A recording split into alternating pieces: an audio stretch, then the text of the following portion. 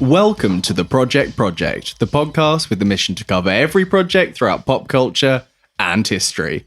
I'm Sam. I'm Lewis. And I'm David. Well, you could tell from those spooky voices there that we are stomping into the second week of Projoctober. I like it. We are. And we are covering today the sequel to the kaiju novel Project Nemesis. We are. Which we covered last year with David here. Really enjoyable. It was really enjoyable. And this one's called Project Maigo. Maigo, yep. Yeah, so Lewis has been reading the book the past few days. Yep, I definitely left it too late again, and I've intensely been reading it. Waking up in the morning a bit early to read it on my lunch break, read it in the evening. Fantastic. And I finished it at about 4:30 today, about an hour and a half ago. Yeah, we were very, we said well done, didn't we? Yeah, you did. What's the word? Really Congratulatory. Well. Congratulations. Yeah. I mean, it was my own doing, so... Yeah. Before we get to any of that, we've got time codes in the episode description, so if you want to skip straight to that, you can do so. Before that, how are you today, David? Yeah, I'm good, thanks. Yeah. A little bit tired, but it's fine. Yeah, did you say that you'd had about 3 hours sleep? Is that right? Yeah, between like 1 and 4 or 1.5 or something. Not ideal, is it? I've had some coffee. You have had some coffee. You might need some more coffee before the night's over. Yeah, we may have we'll have a seamless mug, break in the middle, and David will come back talking double speed and burping probably. But yeah, apart from the tiredness, I'm good. I'm good. I'm very happy to be here. Good. Another October appearance on the podcast. We just realised this is David's third experience, all three of which have been in Projoctober. Very happy to be here. What was it? He's the spookiest person we know. Spookiest person we know. Creepiest person you know. Yeah, which is, let's face it, it's probably Kane, but... Creepiest or spookiest? Both. Well, he's had his turn, hasn't he? He had his turn. How are you, Lewis? Good. It's been one of those weird weeks at work where you're just picking up loads of little bits rather than doing your usual stuff. So it's been odd. I don't know. My week's been taken over by. We came here early this week. We are recording this just 2 days after the last one. Yeah. And apart from that, I've been reading non-stop. So it's been intense in many ways. I imagine you won't have much for personal projects. I've got 2 things for personal projects, actually. Oh, I'm going to say to you, why aren't you reading your bloody book? Well, instead? one of them was leftover from before, which I didn't talk about last time. Yes. And one was the first episode of a TV show that I watched with dinner yesterday. Okay, nice. Ooh, Nice. Yeah. How are you, Sam? I'm good. Yeah, nothing crazy to report.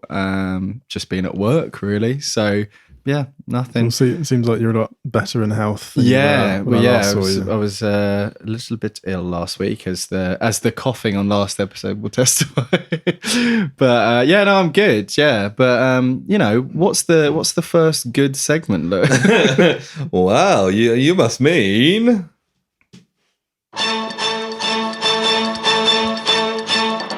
Project News! you get that gap bigger and bigger each episode. My phone froze for a second then. I was like, oh, fuck. Both of these Project Newses are from NME. Oh, I think one may be more targeted at David and one more targeted at Sam. Wow. It's funny how it works, isn't it? Yeah, so the first one for David. I'm all ears. I'm all beers. Eric Cantona announced his debut project, I'll Make My Own Heaven. This is Eric Cantona's debut EP. Oh. He's going into the music industry. That's not really that surprising, is it? To the type of character he is. I think it was surprising that this is his first EP, to be honest. Yeah. That's the most surprising thing. It's a bit... I listened to the one track that's been released so far. It's a bit of a piano ballad. I was thinking about it on the way here, and what it reminded me more of anything... Have you seen Mr. Bean's Holiday? Yes, I have. You know the film that's being shown at the end, Willem Dafoe's film, where it's like... Yeah, it's like super art house kind of art house and kind of full of itself and actually a bit shit. Yeah. If that was a song... I see. Which probably won't surprise you, David, because that's the sort of thing Eric Cantona would do. Is it quite like an overproduced, over-manufactured sort of EP? Not overly. What kind of music is it? So it's like a slow, like piano ballad. Oh, sorry, yeah, you said that. This NME article says he's trying to sound. He's inspired by the likes of Nick Cave and Leonard Cohen, And you can hear that a bit. It's definitely got like Leonard Cohen elements in it. If Leonard Cohen was bad, but yes, so those Eric Cantona fans out there. I'm So going to it's have to a- give that a listen. Yeah, so it's, I can't it's really an EP, picture it in my mind. and then it's just the one Full song that's EP out. and Okay. one. It's out next week. On Oh, wow. So by the time this episode comes out, it will maybe just no, it's out on the 20th of October, so a few a days week after. tomorrow. So when you're listening to this, everyone, you'll be just ready to listen to it. Almost. Yeah. I'm absolutely going to listen to that. it looks like there's Day there's, We'll ask you about it next year, Dave. Yeah, there's 2 tracks in English and 2 in French, Oh, and then it'll that's be fair. going on tour. Oh, really? with the 4 songs going to With the 4 He's going to have to do songs. some covers, I think. Yeah. What kind of covers do you think he'd do, Probably David? Leonard Cohen. What are the ones? Wait, what was the other name? Nick Cave. Nick Cave. Yeah, nice. Yeah, so he's doing 2 shows in Manchester, 2 in London, and 1 in Dublin at the end of this month. So He's not coming down here then. no, I mean, most touring artists. Nick Cave will don't. be disappointed about that. If you're waiting outside to like beat him up. yeah, maybe, but yeah. So that's Eric Cantona's music I like career that. being kicked off. In a few years' time, when he wins his Grammy, we'll be like, "This is where it started." So this is where the hype really began. On this podcast. Yep. So the other one from Enemy, maybe more for Sam. Okay. Although David might be interested as well. Daredevil Born Again project to be overhauled as Marvel ditches head writers. Okay. So it says that with the strikes and everything going on, they had a chance to kind of had a look at the stuff they filmed so far and kind of see what they think. Yeah. And as a result, they've got rid of the writers and directors and are I kind think of I saw it. starting it again. Was this the thing where they said it was like a bit of a legal procedural thing, and they didn't match up with the action of the Netflix one, and they were kind of. Yeah. Like, I think I saw somewhere that the way they had it planned was that he wasn't going to get into costume until like the 4th episode. Yeah, it says They were there like, was we can't make people wait that long. less emphasis on action and violence and more of a legal procedural I mean, it's series. good to be a bit different, isn't it? I mean, I thought the legal stuff in Daredevil was really good. yeah. But obviously, with the Daredevil stuff, it's better. Yeah, I mean, you need a balance, I suppose. I think in that first episode, you need a bit of action because otherwise people will be like, Get what's people going hooked. on? Yeah. Well, even if it's just like 2 minutes of him Yeah. in the costume. Yeah, Yeah, exactly. Yeah, because they do that quite often with these Marvel ones. They're like, oh, wait until halfway through and then something happens. And it's like, yeah, you don't need to do that, do you? Yeah, But the legal side of it, I think they should have kept that. I'm getting more, because when this was first announced, I was super hyped because I love the Netflix series. Yeah. Those 3 seasons are great. Yeah. But the more I read about this, the more concerned I'm going to be. Yeah. That it's just not going to be any good. Did you watch the Netflix series, David? I think I watched the first few episodes of it. So Yeah. is this a continuation or is it a total A reboot? bit of it? both, isn't it? It's a soft reboot. Same, Okay. so Same like, core cast. same core cast. It's just on So Disney. you got Charlie Cox in there. That's Oh, we were okay. talking about David Doppelgangers just before recording. Oh yeah, he's another was David. one Charlie of them. Cox is definitely one That of was them. one of Yeah, them. I'm and proud That to was say. before recording, wasn't it? That wasn't in. Yeah, that wasn't, was. It wasn't on pod. Given the context, just in case. I'm like, Sam, everyone knows that already. And Sorry. Vincent D'Onofrio's back, who was a great Kingpin, but yeah, it's concerning. So what is it? Writers and directors are all gone. They've like wiped the slate clean yeah. pretty much with the behind the. And I imagine they might reshoot a lot of what they've already done if Yeah, they're not happy with probably, it. yeah. So It's something like 18 episodes they had planned, which Yeah. is just long for a they Marvel might series. cut that as well. Yeah, because that works. Because that for makes like sense if it's a long. If 4 episodes is like Yeah. a case, and then but like that makes sense for like a 20-minute sitcom show. but they might have been short episodes. We don't know. Yeah, but Yeah, Is that how the old series were? Like, was it like 4 episodes was a case? they were 13 episodes mostly, the Netflix Yeah. ones, and then it got to the point where there was usually like one case that went through the entire series. But the second and third, the second season especially was kind of in parts of like story arcs within. yeah. But then it got to the point with those Netflix ones where by the second, third seasons of people like Jessica Jones season 2, Luke Cage season 2, Iron Fist season 2, they still kept to the 13 episodes, even though the story was stretched a little bit thin. Yeah. Whereas with Disney Plus, they've kind of been going between like 6 to like 10. Yeah. And they seem to be balancing it more on what story Actual they've content, got. yeah. Not always. Sometimes it's still a bit thin. I mean, we were just saying before recording this About Secret Invasion. Secret Invasion is one that had a lot of potential and apparently was mostly reshot, and they added extra big fight scenes at the end and stuff, and it feels like an incomplete kind of project in a way. I see. Yeah. So hopefully this isn't the case, and they might have learned from their mistakes. Hopefully all kind of there's been a lot of kind of Marvel are doing bad talk recently, so hopefully they're like the actually pause might listening. give them pause for thought or whatever you call it. But strange. That is Project News for the week. A nice brisk one because I don't know how long this episode's going to be. No idea, but that's all in your hands, mate. So. So let's go into the main thing, which is thanks for that. 2013's Project Maigo. So this book is a sequel to Project Nemesis, as you said. It's the second book of 6 in the Nemesis saga. Wait, second of 6. Yeah. We got some good content. Technically, it's the third of 6. There was a prequel book written before this. Okay, yeah. Which I think we had a character- YouTube comment that told us that there was a load of extra books to read. Yeah, there's 6 main books. There's the 5 project series, and there's one prequel called Island 731. A couple of characters from that book turn up in this. Right, okay. I am going to read that off pod at some point and probably tell you, just because that's called Island 731. The next book is called Project 731. So I think it might be like needed reading for the next book. But not something we can do a full episode on because it doesn't have project in the title. But that's kind of irrelevant to this. This is the second main book. Obviously, we did this last year, written by Jeremy Robinson, who did Insomnia short stories. He did the series called Chess Team that was quite popular, and did the Godzilla graphic novel. It mostly does like horror, sci-fi, mythology stuff. That is kind of that. So I want to ask you two what you remember from the last book. I'll let David take the lead in this one. Story, characters. Yeah, I don't remember. I don't really have a coherent picture in my mind. Just give us anything that you can remember. So something at the start in like the North Pole, someone gets shot. There's stuff to do with a helicopter going down and then going back up at one point. I remember a bit. Wasn't there some kind of were there 2 creatures in it?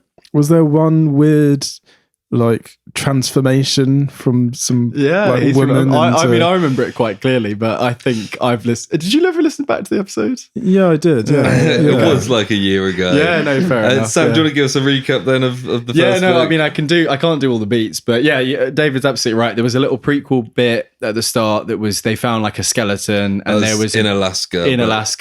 Pretty much, and it was the Japanese guy and then a general guy, and the general guy gets the Japanese guy under his wing, and he's like, "We're doing secret stuff." Do you remember their names? Ken Doe. Very close. He's Katsu Endo. Katsu Endo. Every time I think it's not Katsu because that's the curry name, and I don't want to be racist. Well, if you remember, the guy called him Ketchup because he was that was what racist. I got confused about. And then it skips, and it's this guy called like John something. Yeah, John Hudson is our protagonist, and he's like, hey, I'm looking for Bigfoot in the forest. Yeah, and then he met like a woman, and then like they go to a lab, and at the same time the creature's growing in the lab, and that's Maigo. Yeah, she was a little girl that got shot or something. We find out about that. Yeah, she gradually transforms, and we saw the different pictures transforming through the thing. Oh, so that's what you were sending us. Yeah. And at the same time, the general, he gets like a transplant of her heart or something, and then he gets powers, and they're kind of both going on different journeys, and she's getting more Godzilla-y and kaiju-y. And eventually she needs to kill her Maigo's dad, who was the person who murdered her, and she does like the laser thing and destroys him. Yeah. And I don't remember really what there was something about bombs on a roof. So I mean, you generally got the gist of it. Does that sound familiar, David? Yeah, it does. Maigo was killed by her father, who'd also killed her mother. Was it because she walked in on the murder of the mother, and he was just like, "I'm just." It was kind of intentional. He was framing her mother for killing her because he wanted to get rid of them both. Wait, is this Maigo? Maigo's father? Yeah, Maigo. So Maigo walked in on her dad. killing her mum, and then he kills her. Yeah. But then her heart is taken and put into this general guy because he's got a dying heart. Yeah. And it's been given like some growth stuff that they found in Alaska. Right. So then Maigo grows the skeleton of into Nemesis. The Nemesis. I had a look the other day. The pictures are still in the chat if you wanted a quick check to see. Yeah.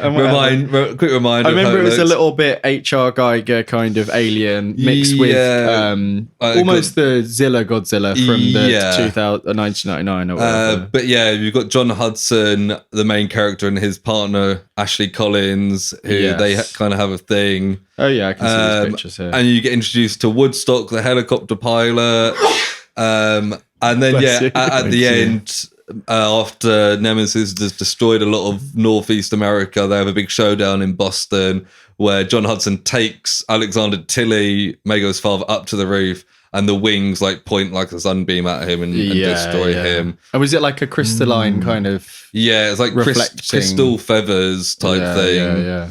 But that's the general gist of it. If there's any bits that come up in this that need some backstory, I can explain it. Yeah, cool. So if there's some bits I skip across, do ask the context. There's probably quite a bit I'll kind of forget. Yeah, that's what fine. This character was doing. A lot of this book does, like, I didn't write a lot of it down, but a lot of it is like gives backstory in the book for like what happened in the first book. Right. So okay. Cool. It's all contextual. So the other thing I was going to ask you before we start is what your predictions are for this book, having followed the first story. Remember, it ended with Nemesis went off into the water, and a lot of crime around the world had stopped because Nemesis fought for justice and killed bad people. It was something to do with being like drawn to conflict and chaos. She's the god of vengeance, so because she's mixed with Maigo as well, it's just killing bad people. Okay, but also I guess the collateral of just normal and lots of collateral damage. Was Nemesis and Maigo were one? Yeah.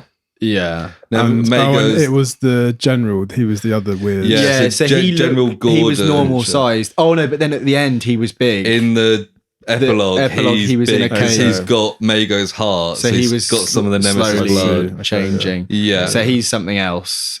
Yeah. But I imagine something similar based on what we saw. So predictions, David. Did he die? No, he's in Alaska at the end of the book. Was he back at the same skull bit? Yeah. And that skull bit was big. Was that bigger than the original one? Did we find out? Or was that about the size she grew to? I think it's about the size. A bit bigger, actually, I think. Okay. Because she's about 300 foot by the end of the first book. Doesn't really mean I reckon Maigo's going to destroy him. Yeah. I mean, some kaiju on kaiju action would be pretty good, wouldn't it? A bit of rough housing. Bit of rough housing. Bit of horseplay. Cool. So let's strap ourselves in and get into it. So we open with a prologue, and we're in Hong Kong.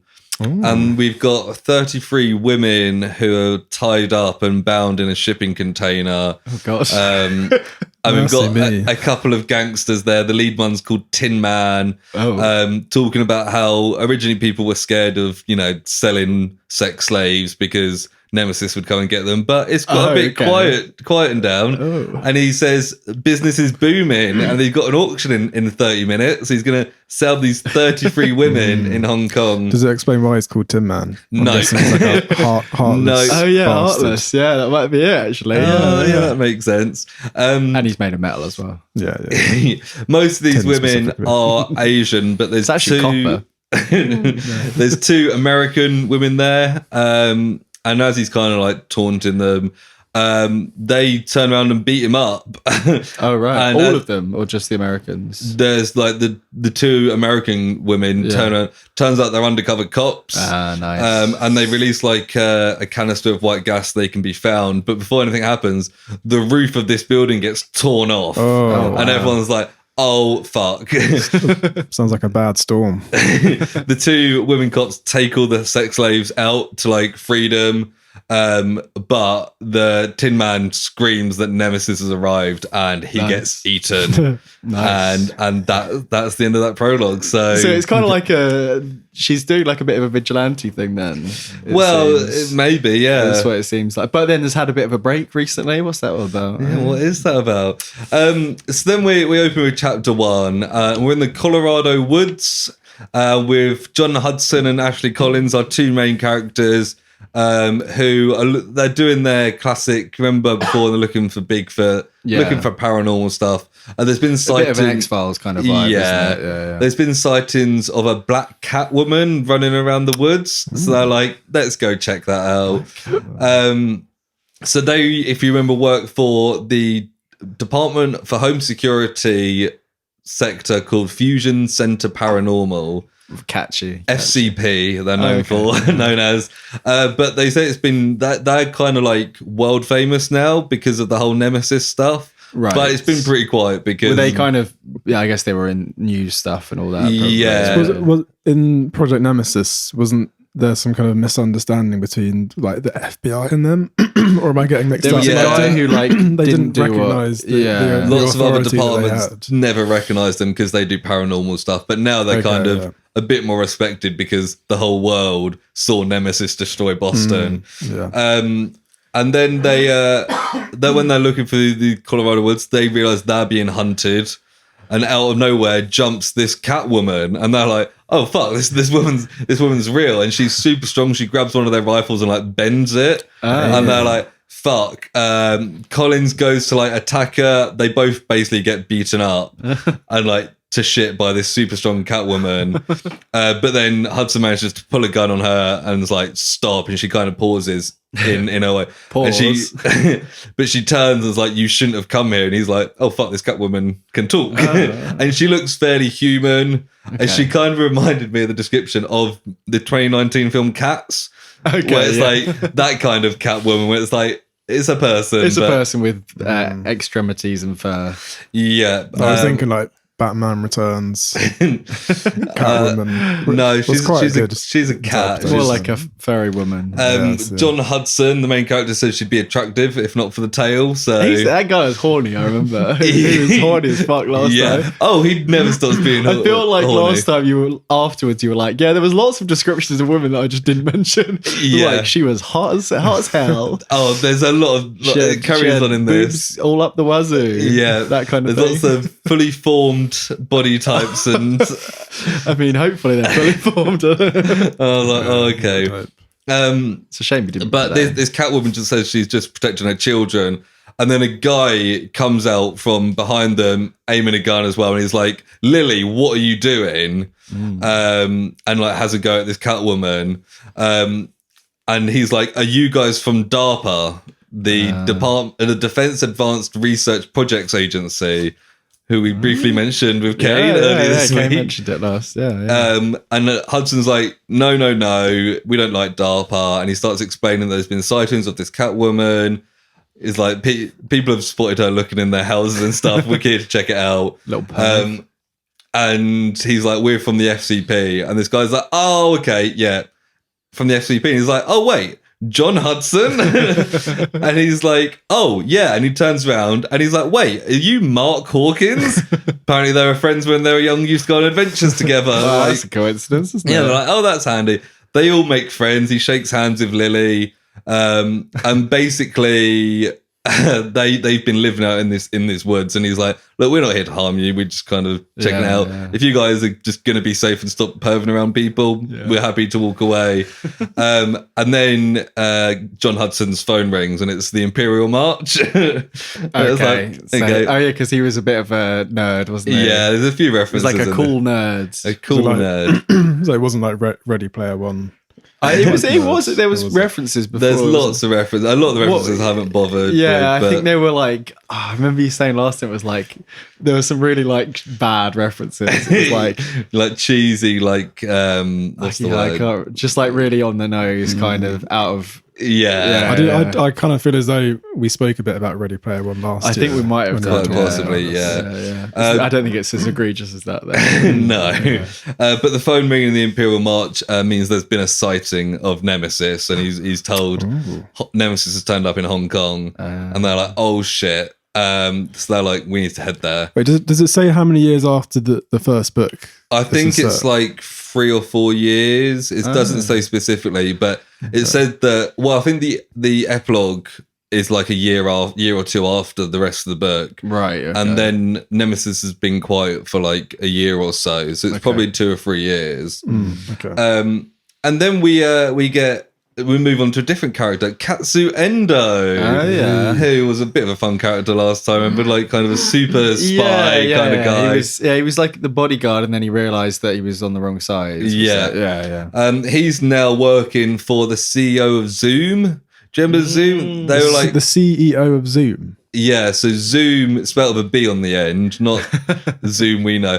It's like Google mixed with SpaceX, like super high tech. I can't remember how it played into it, but I remember they went to the place and didn't he like kill a load of people in the lobby or something? Yeah, so all the other guys. They hired General Gordon and Katsu Endo after finding the Nemesis stuff because they wanted to develop something with it. They were funding it all. Right, okay. And then when Gordon kind of starts getting a bit more angry, he goes into Zoom and like murders everyone. And that's when... And that was where they met upstairs. There was a whole fight and someone jumped out the window or something. Yeah. And that's when they throw Gordon out the window and then Katsu starts working for Zoom. So they're not like an evil, like large corporation. Yeah, they are. Oh, they are. They are.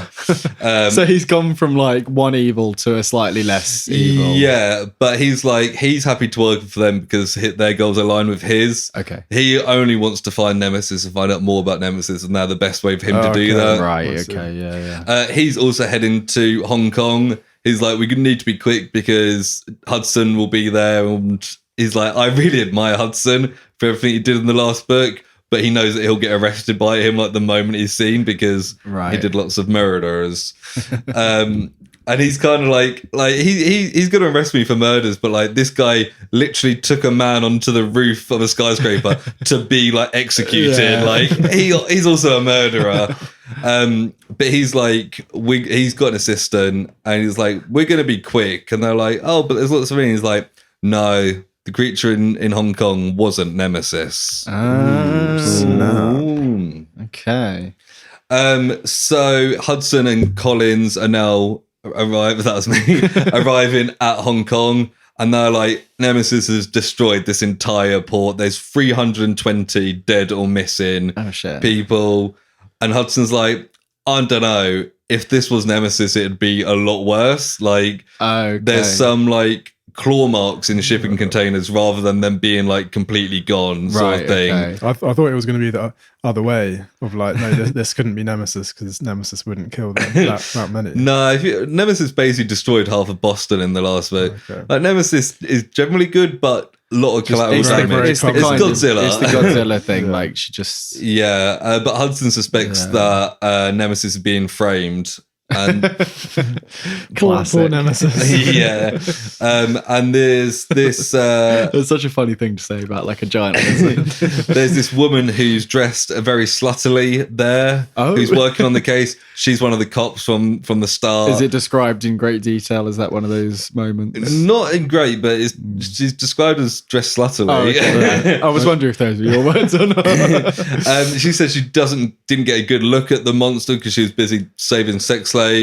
And she was like, you're not going to find any of the missing people. Everyone was eaten. They were all eaten. Nice. And she was like, I spoke to 2 FCP agents already about this. And they're like, what? We're the only FCP agents. No.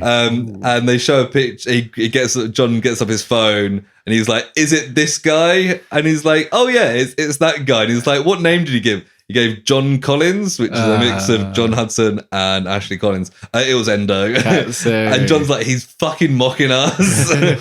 And then as they're kind of looking around, this woman like disappears.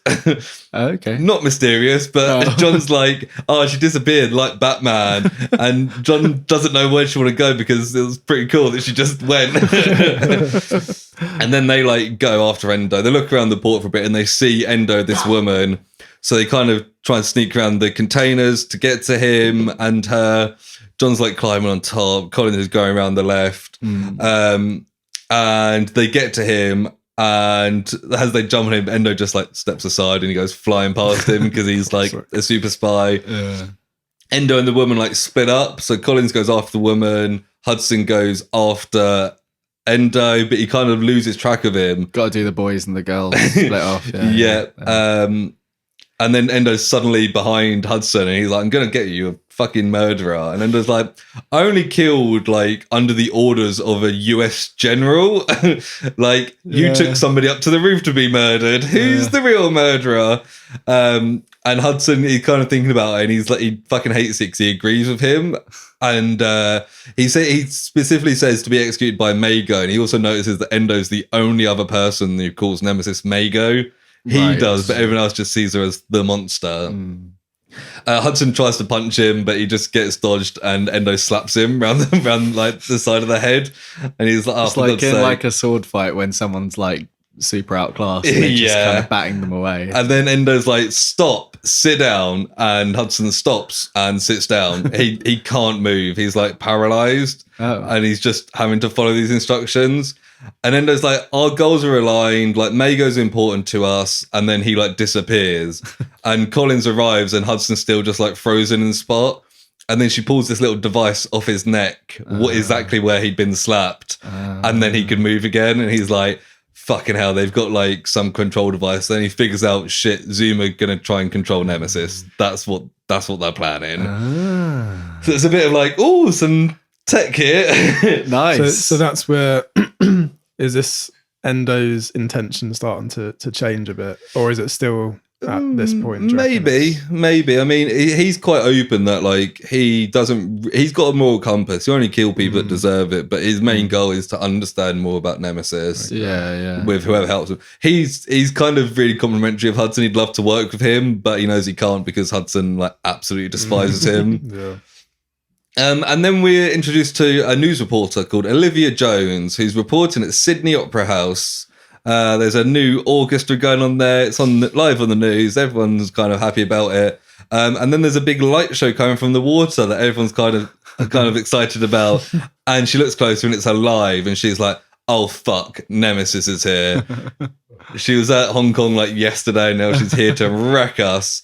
But it gets up and it's like, it doesn't look like Nemesis. Like, this is different. The shape is all wrong. So this one, I'm going to send you the first picture of the evening and ask you to describe what we see. I'm ready. This is my favourite bit.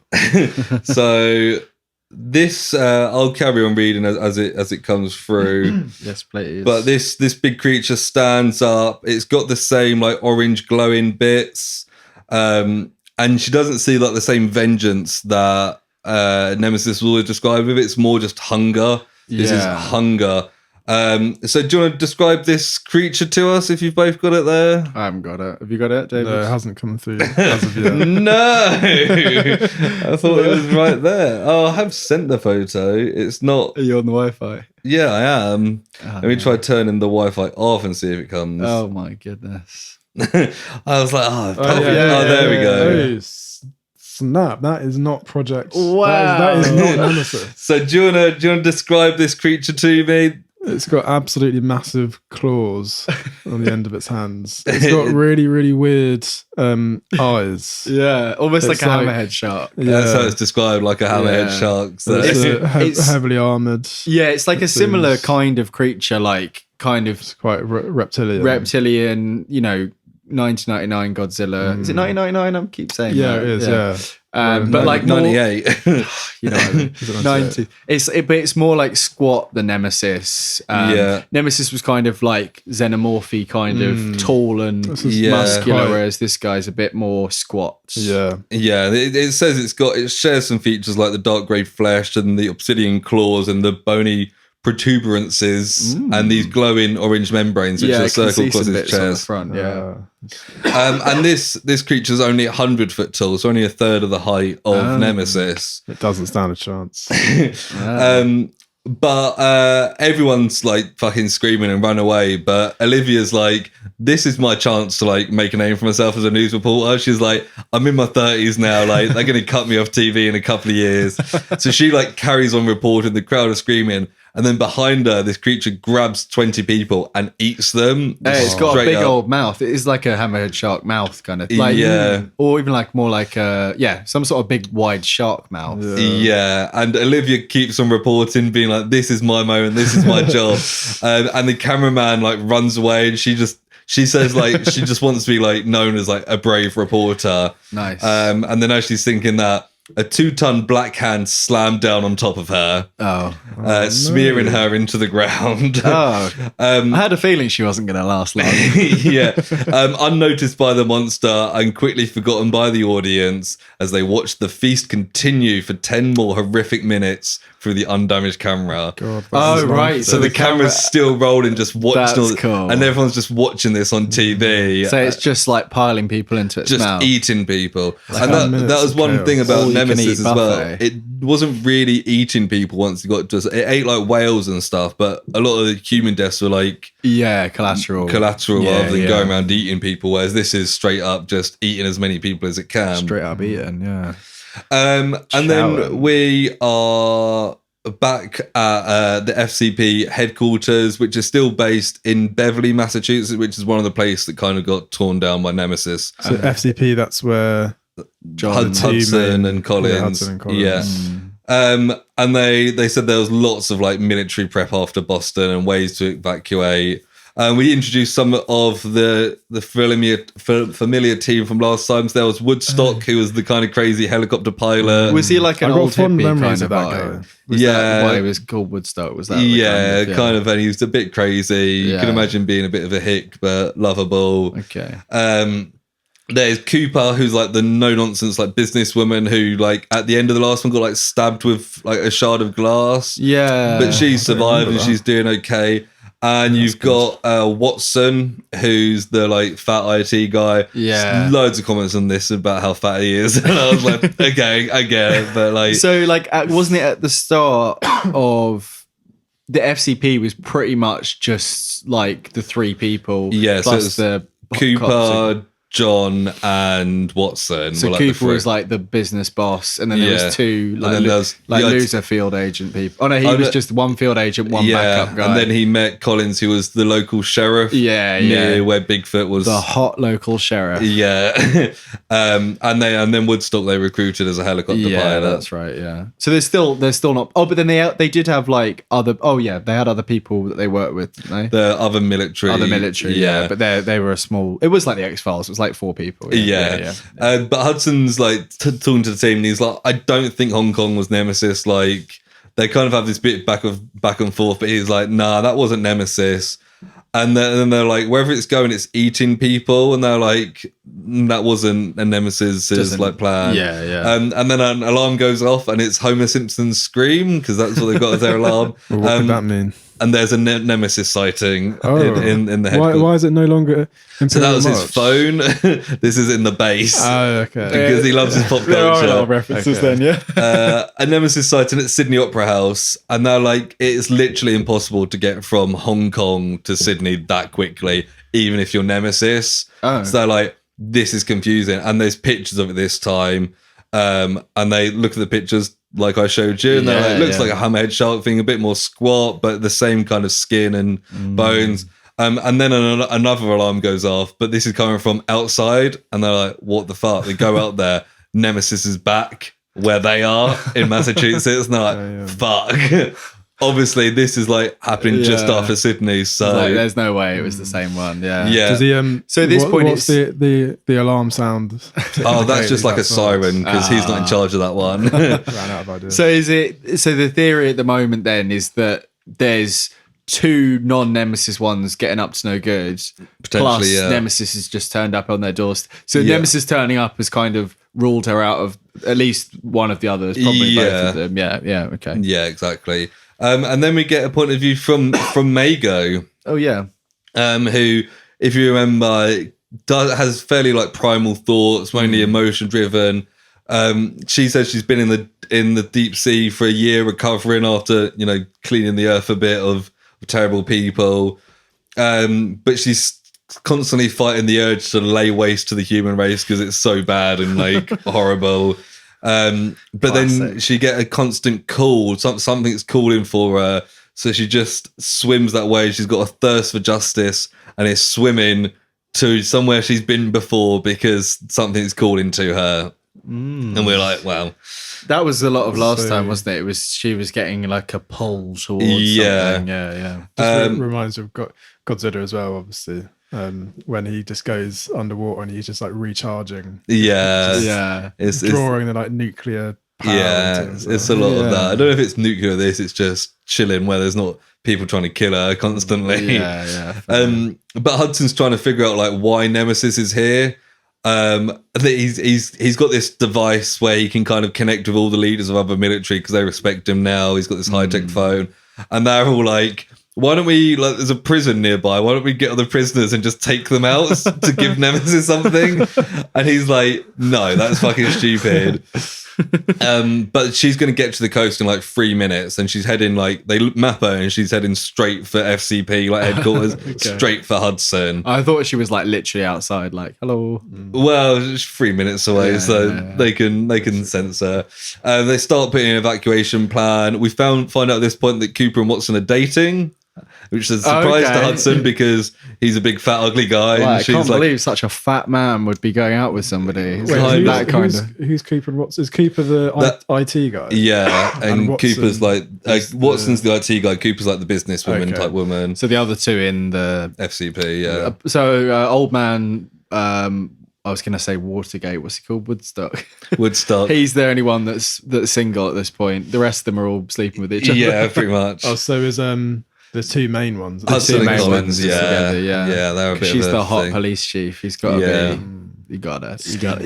So Hudson and Woodstock are planning on flying out to the Theodore Roosevelt Strike Group, which is like it's like an aircraft carrier out of the ocean that's they describe as got enough firepower to conquer most of the countries in the world. So like, wow, that is the most American thing. Yeah.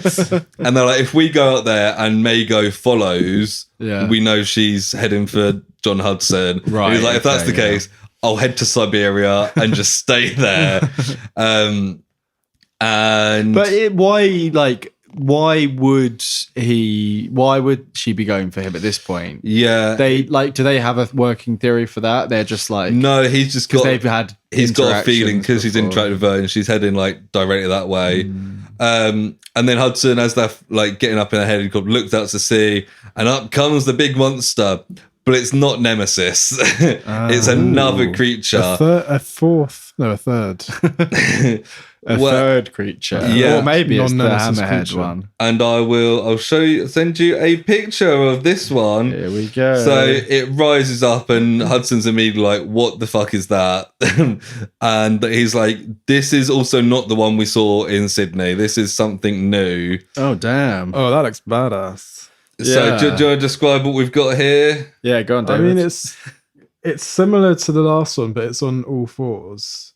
And the head is a lot more sleek. It's kind of Hudson described it as a canine turtle nemesis hybrid. I was going to go a bit armadillo-y based on the shell kind of. It's got thing. like a big curved back, and it's like head kind of continues on from that curve. Similar vibes. You can kind of see like the light thing on its chest underneath its belly. Yes, it's the same skin. It's still these orange membranes, but the face is almost like exposed. Yeah, more armored. It looks more like a kind of dragony kind of skeletal kind of face, at least compared to the previous one. Yeah. it does. Maybe more like a Nemesis face, to be honest, but I can't really remember. I could go back on the photos.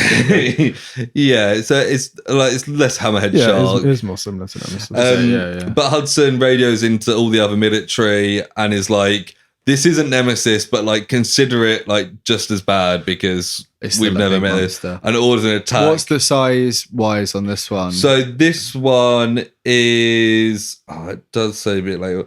I think it's about like 50 foot long. So it's okay. like a little dog compared to Nemesis type thing. Right, okay. But still pretty brutal.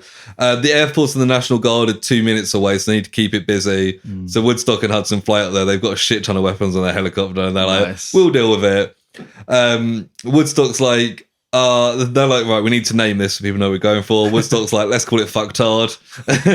Wow. And Hudson's like, "I like that name, but this is going to be like the official name put on news and stuff." So he suggested Scryon, who is the son of Poseidon.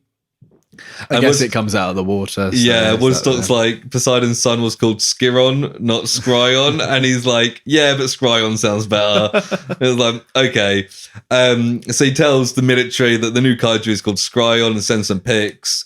But then it starts like chasing the helicopter around, essentially trying to bring them down. Woodstock like turns the helicopter around and flies backwards so they can like aim at it. They start shooting at it.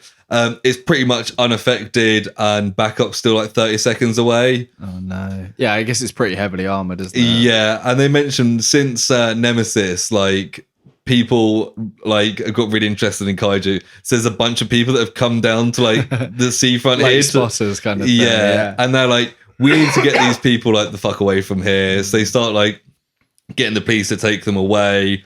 And Scryon's like jumping at them, like jumping on its all fours. Like if like a dog was trying to get something, And Hudson's got the plan to like shoot the underbelly where while it goes up. orange membranes are. Yeah. And like they're in the destroyed part of Beverly, so it's like it doesn't matter if it explodes because there's nothing here anyway. But before we get more to plan, we go back to another familiar character, General Lance Gordon. Oh my goodness! Who's now 8 foot tall and twice as wide as he was in his human days. Twice as and he talks about how he felt Nemesis's desires after the heart transplant. He's got a bit of Nemesis within him, and like he went back to where they found Nemesis Prime, like the original Nemesis. And what they found there, they dug a bit further into this like cave and found 5 eggs.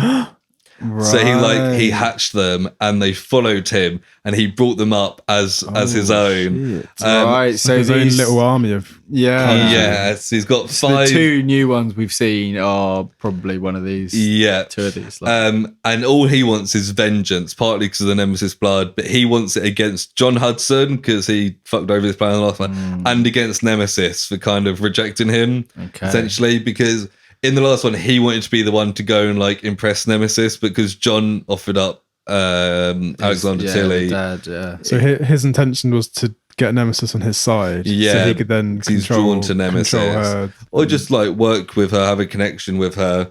But he's like, all he wants now is to kill John Hudson and kill Nemesis. He turns up at FCP as this shit's going down. And attacks a couple of people running out the building, which is Cooper and Watson. Yeah. He orders them to like go back inside and they march in and he's kind of shocked about how like understaffed FCP is. He's like, there's not many people here. It's an underfunded organisation. Yeah. And as he's going in, Collins is there aiming a gun at him and she shoots him like straight in the head. He's kind of knocked back a bit, but he just kind of gets back up. Does he look? Do we know at this point how he looks? Is he kind of normal looking? Yeah, so he's a photo from last time. No, I don't think there's no photos of him in either books. But he's like 8 foot tall. He's kind of got this same similar skin, but not as thick. He's still kind of human looking, but has some like claws. He's kind of like a hybrid of a bit of a human hybrid of, and like 8 foot rather than huge, sounds so like still fairly human. Sounds like a Resident Evil villain. Yeah, Quite possibly, yeah. So he's knocked back by this gunshot. He gets back up. She shoots him like 6 more times, and he's like fine. He's just like laughing it off. He tries to like grab her, but she gets like under his arm, and like Cooper and Watson have run down the stairs, and he's like, "That's fine. I'll get them." And he runs to like jump out the window and land in front of them because he survived like 4 stories in the last one. And he jumps to it and just hits straight into the glass. It's like reinforced glass, and it doesn't break. And he says he feels pain for the first time in a year. No way. God, And that's got to be some fucking strong glass. Right? Yeah. I guess if he was just expecting it to be normal glass, he probably didn't like lead with the right, you know. So his muscles would have been relaxed. Yeah. He starts getting angry that his plan is failing. And he goes to the stairs. He's realised Collins has gone as well. And instead of jumping through the window, he jumps through the brick wall in the stairwell and makes it through that. Easier than the glass. And he lands on a car outside that just goes up in flames. And he like steps off it. And Cooper, Watson, and Collins are just standing there like, fuck. Meanwhile, back in the kaiju attack, Hudson shoots these rockets. And 2 rockets pierce the orange membranes on the underbelly. There's a huge explosion, and the shockwave like throws the helicopter back. It goes back like a mile, and then suddenly like Scryon's gone when they kind of focus, and they're like, okay, what the fuck happened here? And they say a football stadium sized crater is all that's left where he was. They're like, the fuck? Hudson's confused, and then they hear, because they're radioing like the rest of the military, they're like, Scryon spotted. It's 5,000 feet up.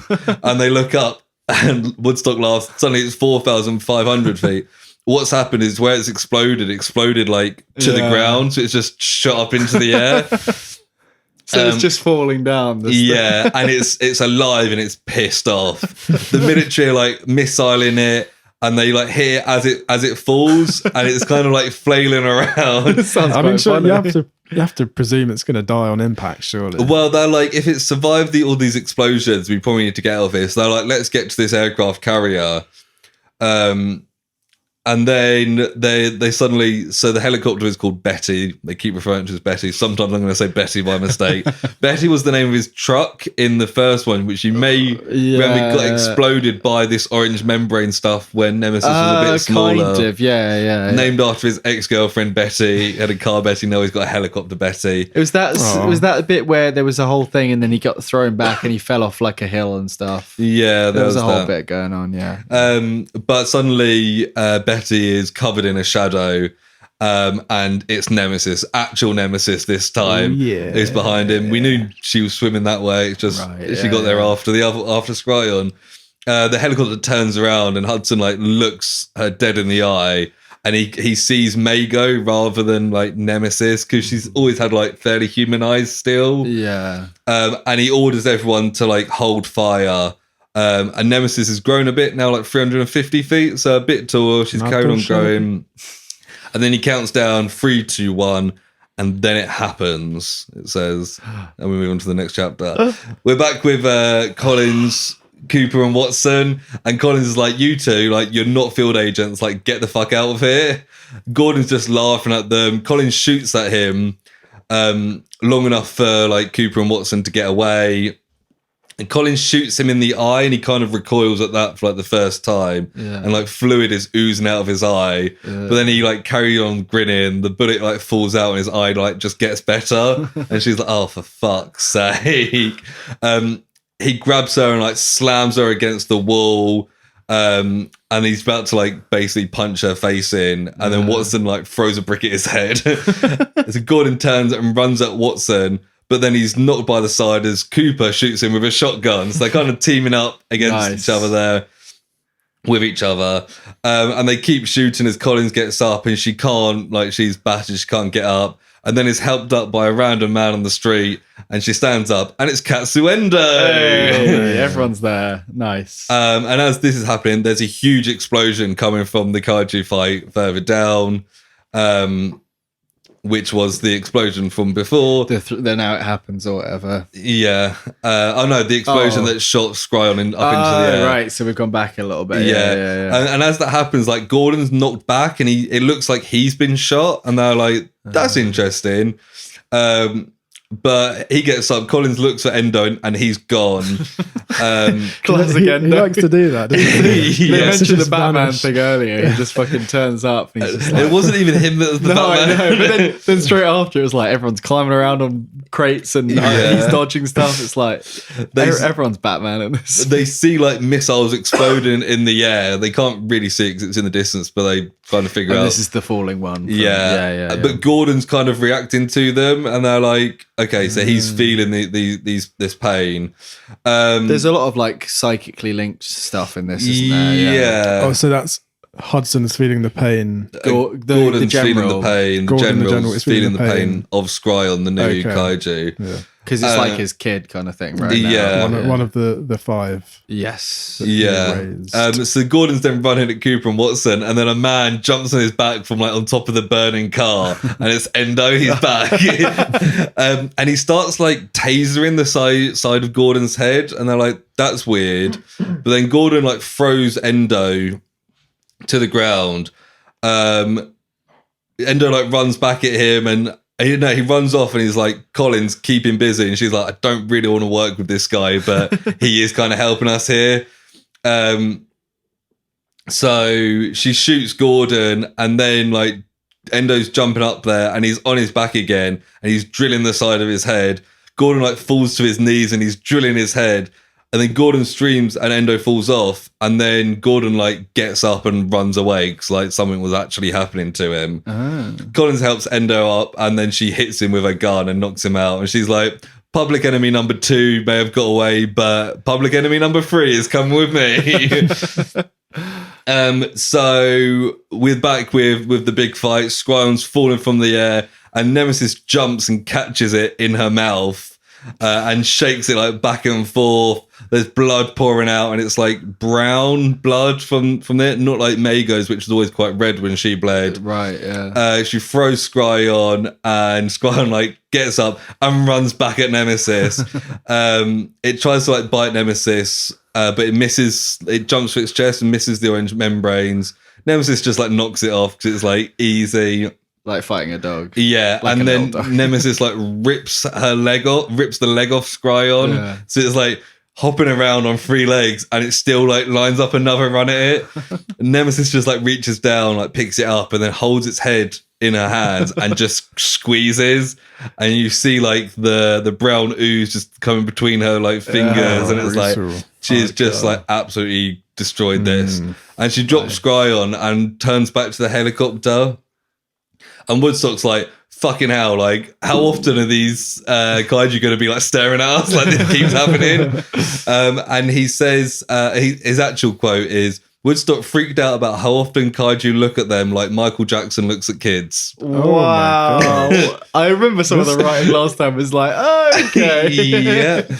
But Nemesis kind of calmed down. That is a bizarre This guy is thing. not scared to make Yeah. weird comparisons and weird statements. Yeah, this was 2013. But Nemesis calms down, and both Hudson and Woodstock now recognize her as Maigo. Right, Woodstock's okay. like, holy shit, you're right, like that is Maigo. And then they hear target lock clear to engage, and he's like, stand down, like Maigo is not the target.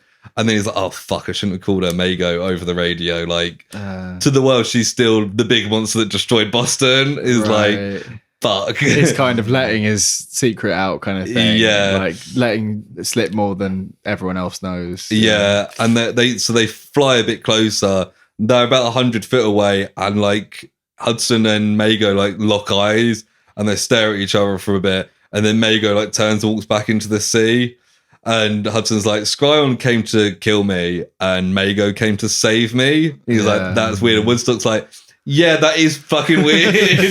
Yeah, it's weird. Yeah. So they're kind of like trying to process all that, and they head back to base. And when they get to base, there's just like blood everywhere and everything's destroyed. They're like, what the fuck has happened here? Because they think everyone might be dead. They rush downstairs, and they find Collins and Watson and Cooper, and they're like, oh, thank fuck. And then there's also Endo there, like knocked out. And he's like, oh, fuck, yeah. And he's like, Endo must have like attacked our base. And he goes to like beat Endo up on the floor. And then this mysterious woman who was with Endo in Hong Kong like stops him. Right, yeah. Was that the one that was described as slutting? No, it was the one that was hanging out of Endo. Not she one had of the like cops. he had like an assistant that we didn't hear. Yeah, anything Collins about. ran after and When the girls and the boys went off to do their fights. Yeah, and she stops him, and he kind of looks to Collins, and she's just like sitting there tired, and he's like, "Why has nobody grabbed Lucy Liu here?" And she's like, "That's racist." Did she say that? Yeah. Wow. Like, for fuck's So sake. I guess she's Asian then, right? Yeah. And Endo gets up and he's like, I fucking saved these guys, like chill out. And Hudson realizes, oh, Gordon did the attack. Yeah. And they kind of trying to figure out what Endo was doing, and he was like, oh, I've got a controlling device like I did to you. I was trying to put that on Gordon. And then Hudson gets a call from the president because they're friendly now. Classic. And he's like, Zoom, we're working with them. Endo works with you now. And Hudson's like, fuck's sake. And he storms off and he goes and sits on the toilet. They live in this base as well. Okay. And it's a toilet that's just on the floor of his and Colin's little apartment. And he's sitting on the toilet and he looks over and there's a pregnancy test in the bin. And he's like, oh, fuck's sake. Wow, they're really pulling out all the sequel stops here, aren't they? Yeah, they really are. It's, you have It's like to, a soap opera. yeah, you have to work with your enemy. It's the reluctant frenemy situation, plus the unknown pregnancy. Yeah. Yeah. Nice. Hudson, being, the chill kind of guy he is, storms upstairs with the pregnancy test, storms straight up to Collins, and he's like, what the fuck is this? And she's like, no one was supposed to know. And John's like, he gets really angry because he's like, not even me. And you're putting yourself in danger. And he's like, we're not even married yet. And she's like, shut the fuck up. And it kind of dawns on her. And she's like, it's not mine. And he kind of look over and she's like, it was in our bathroom because nobody was supposed to know. And they turn and it's Cooper who's looking like really embarrassed. He sounds like a bit of a twat, this guy. He is a I thought fucking it was going to twat. be Maigo.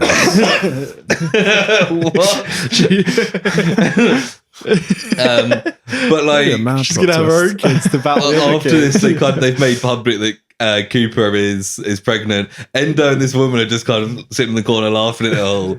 And Watson's like in shock because but he reacts by going over to to Cooper and hugs her and is like, cool, that's and Hudson's like, oh fuck, I'm an arsehole, aren't I? And it's like, yeah. Wow, that's quite fun. So he distracts himself and he goes, right, Endo, Lucy Liu, what's up? And Endo's like, you can't keep calling her Lucy Liu. Like, her name is Maggie Alessi. She's known as Alessi for the rest of this. Okay. And Endo's like, oh yeah, I hacked into FCP communications. And he's like, we don't want to control Maigo. Like, this isn't our goal. If the control technology works, the US government are buying it off us for billions. Like, it's not us trying to control it. It's the people you work for, not the people we work for. Nice. And Collins is like appalled at like the weaponization of Nemesis. But then Hudson realizes like, so Endo controlled him by like linking their brain. And they're like, there's only one person they could possibly ask to try and control Nemesis. And that's him. So he's like, fuck, the government trying to get me to control Nemesis. Okay. So they recognize the link he has. Yeah, exactly. Him and Nemesis. Yeah. So we're about a third of the way through now. So thoughts so far? Yeah. Crazy. Yeah, pretty cool. It's pretty action from the kickoff. It's kind of setting it up, in my view, as though the kaiju that Nemesis is going to fight is going to get stronger and stronger. That's kind of how I'm seeing it. Starting off as this little like 50-foot length dog. Yeah. Any predictions for how the story's going to go, aside from... Honestly, even last time I found it pretty hard to figure out this. I mean, there were certain story beats, like the dad thing and the murder thing, we kind of figured out along the way. This time, I mean, like David said, I think the tease of the 5 eggs, and we've seen maybe 2 of them so far, one's dead. I feel like, maybe we'll get progressively more dangerous enemies for Maigo, but Yeah, I mean, plot wise, it's pretty hard to figure out. It's I quite imagine hard we'll to see. If I was doing it, I would do like vastly different kaiju. So maybe like a flying thing, maybe like like a Godzilla. Type villains, all the different like archetypes. So that would be quite fun to see. At least, I mean, so far it's like a squat guy with a shark head and then a dog thing. So I imagine they'll all be similarly different. So that would be quite fun. But the human side of it, fuck knows what's going on. I imagine I imagine one of the main characters will probably die, but that's just the way things go normally. Interesting. I mean, the whole thing of the government trying to utilize Zoom to take control of Maigo, I think that's quite interesting. Yeah, I mean, they definitely it's sci-fi. It's not just like we got a chip. Yeah, we got a chip now. Yeah. So to carry on, Hudson and Collins go for a walk to try and, because he's like, we need to calm down a bit. He's like, I need to apologize, and they're walking through this suburb that is just destroyed. So nobody lives there. Nobody wants to move back. And Colin's like, what the fuck happened out there when I was fighting against Gordon? And Hudson's like, Scryon came to kill me. That kaiju specifically was coming for me. And he's like, I don't know why they're attacking me. Yeah. He's like, the ones to blame for Maigo and Gordon and Zoom, they're the ones that set that up.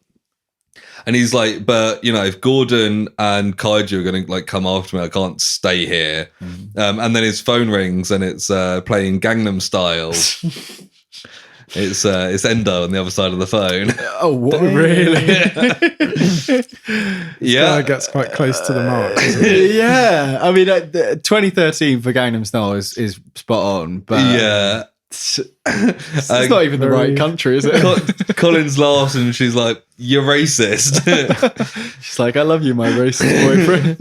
and he's called to say oh, by the way, I put a tracking device in Gordon when I was attacking him. Managed to get a tracking device so we can kind of see where he's going.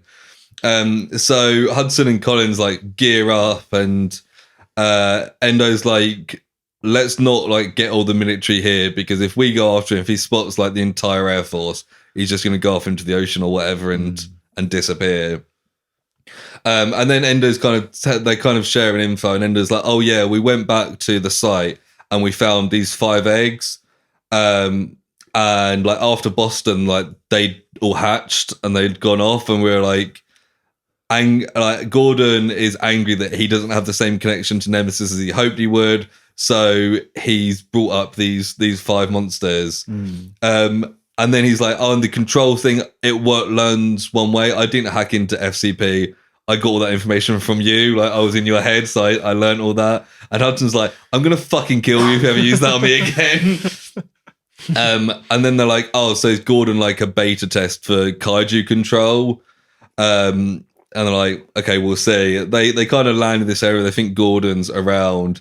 And then they see this seagull just grabbed and destroyed by this rock.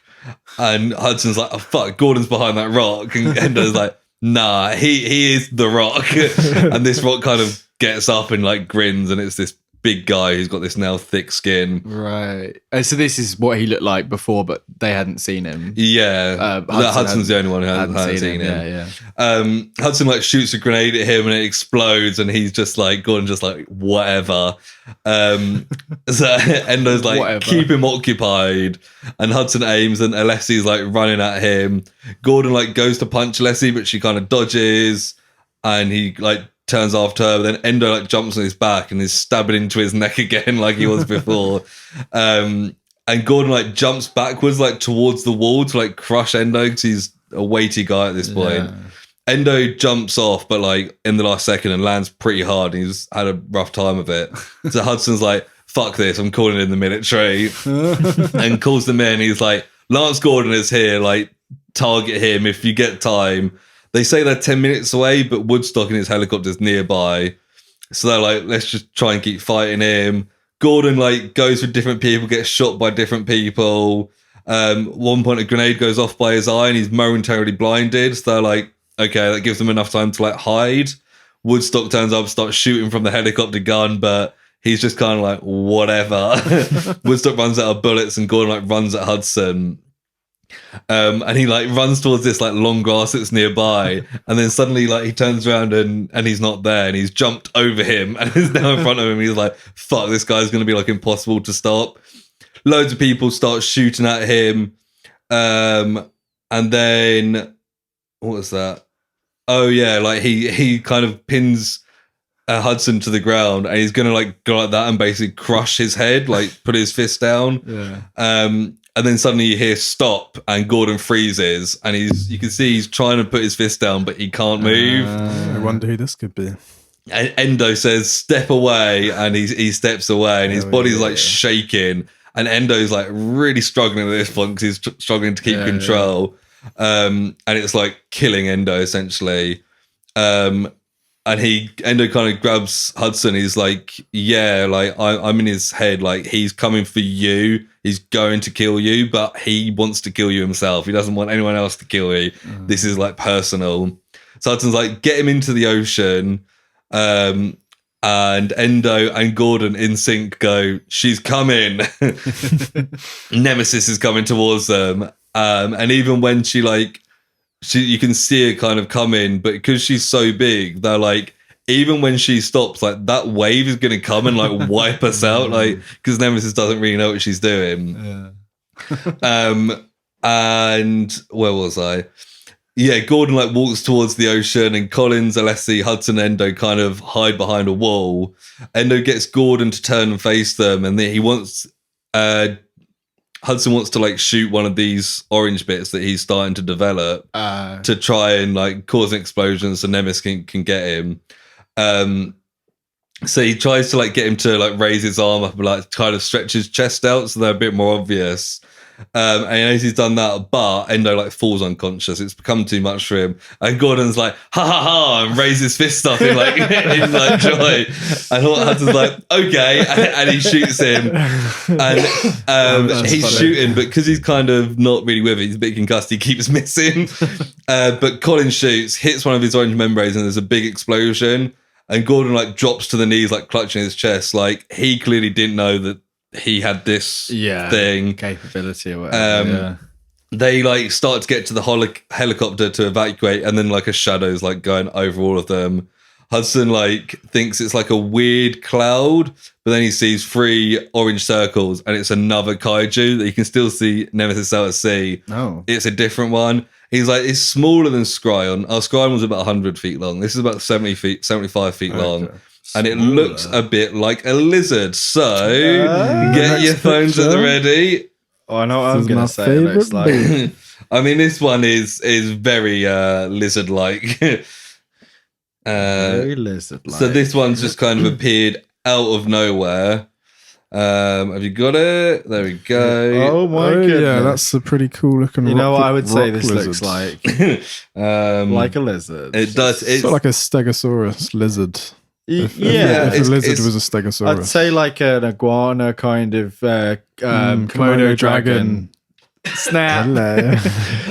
Yeah, so like it's a lizard. It's a big lizard, but the lizard's not here to fight. It's Gordon's getaway vehicle.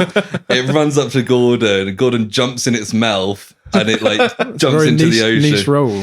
Yeah, and it's got this like long tail. I don't know if you could really make it out, but like the end is like flat, so it's really fast at swimming.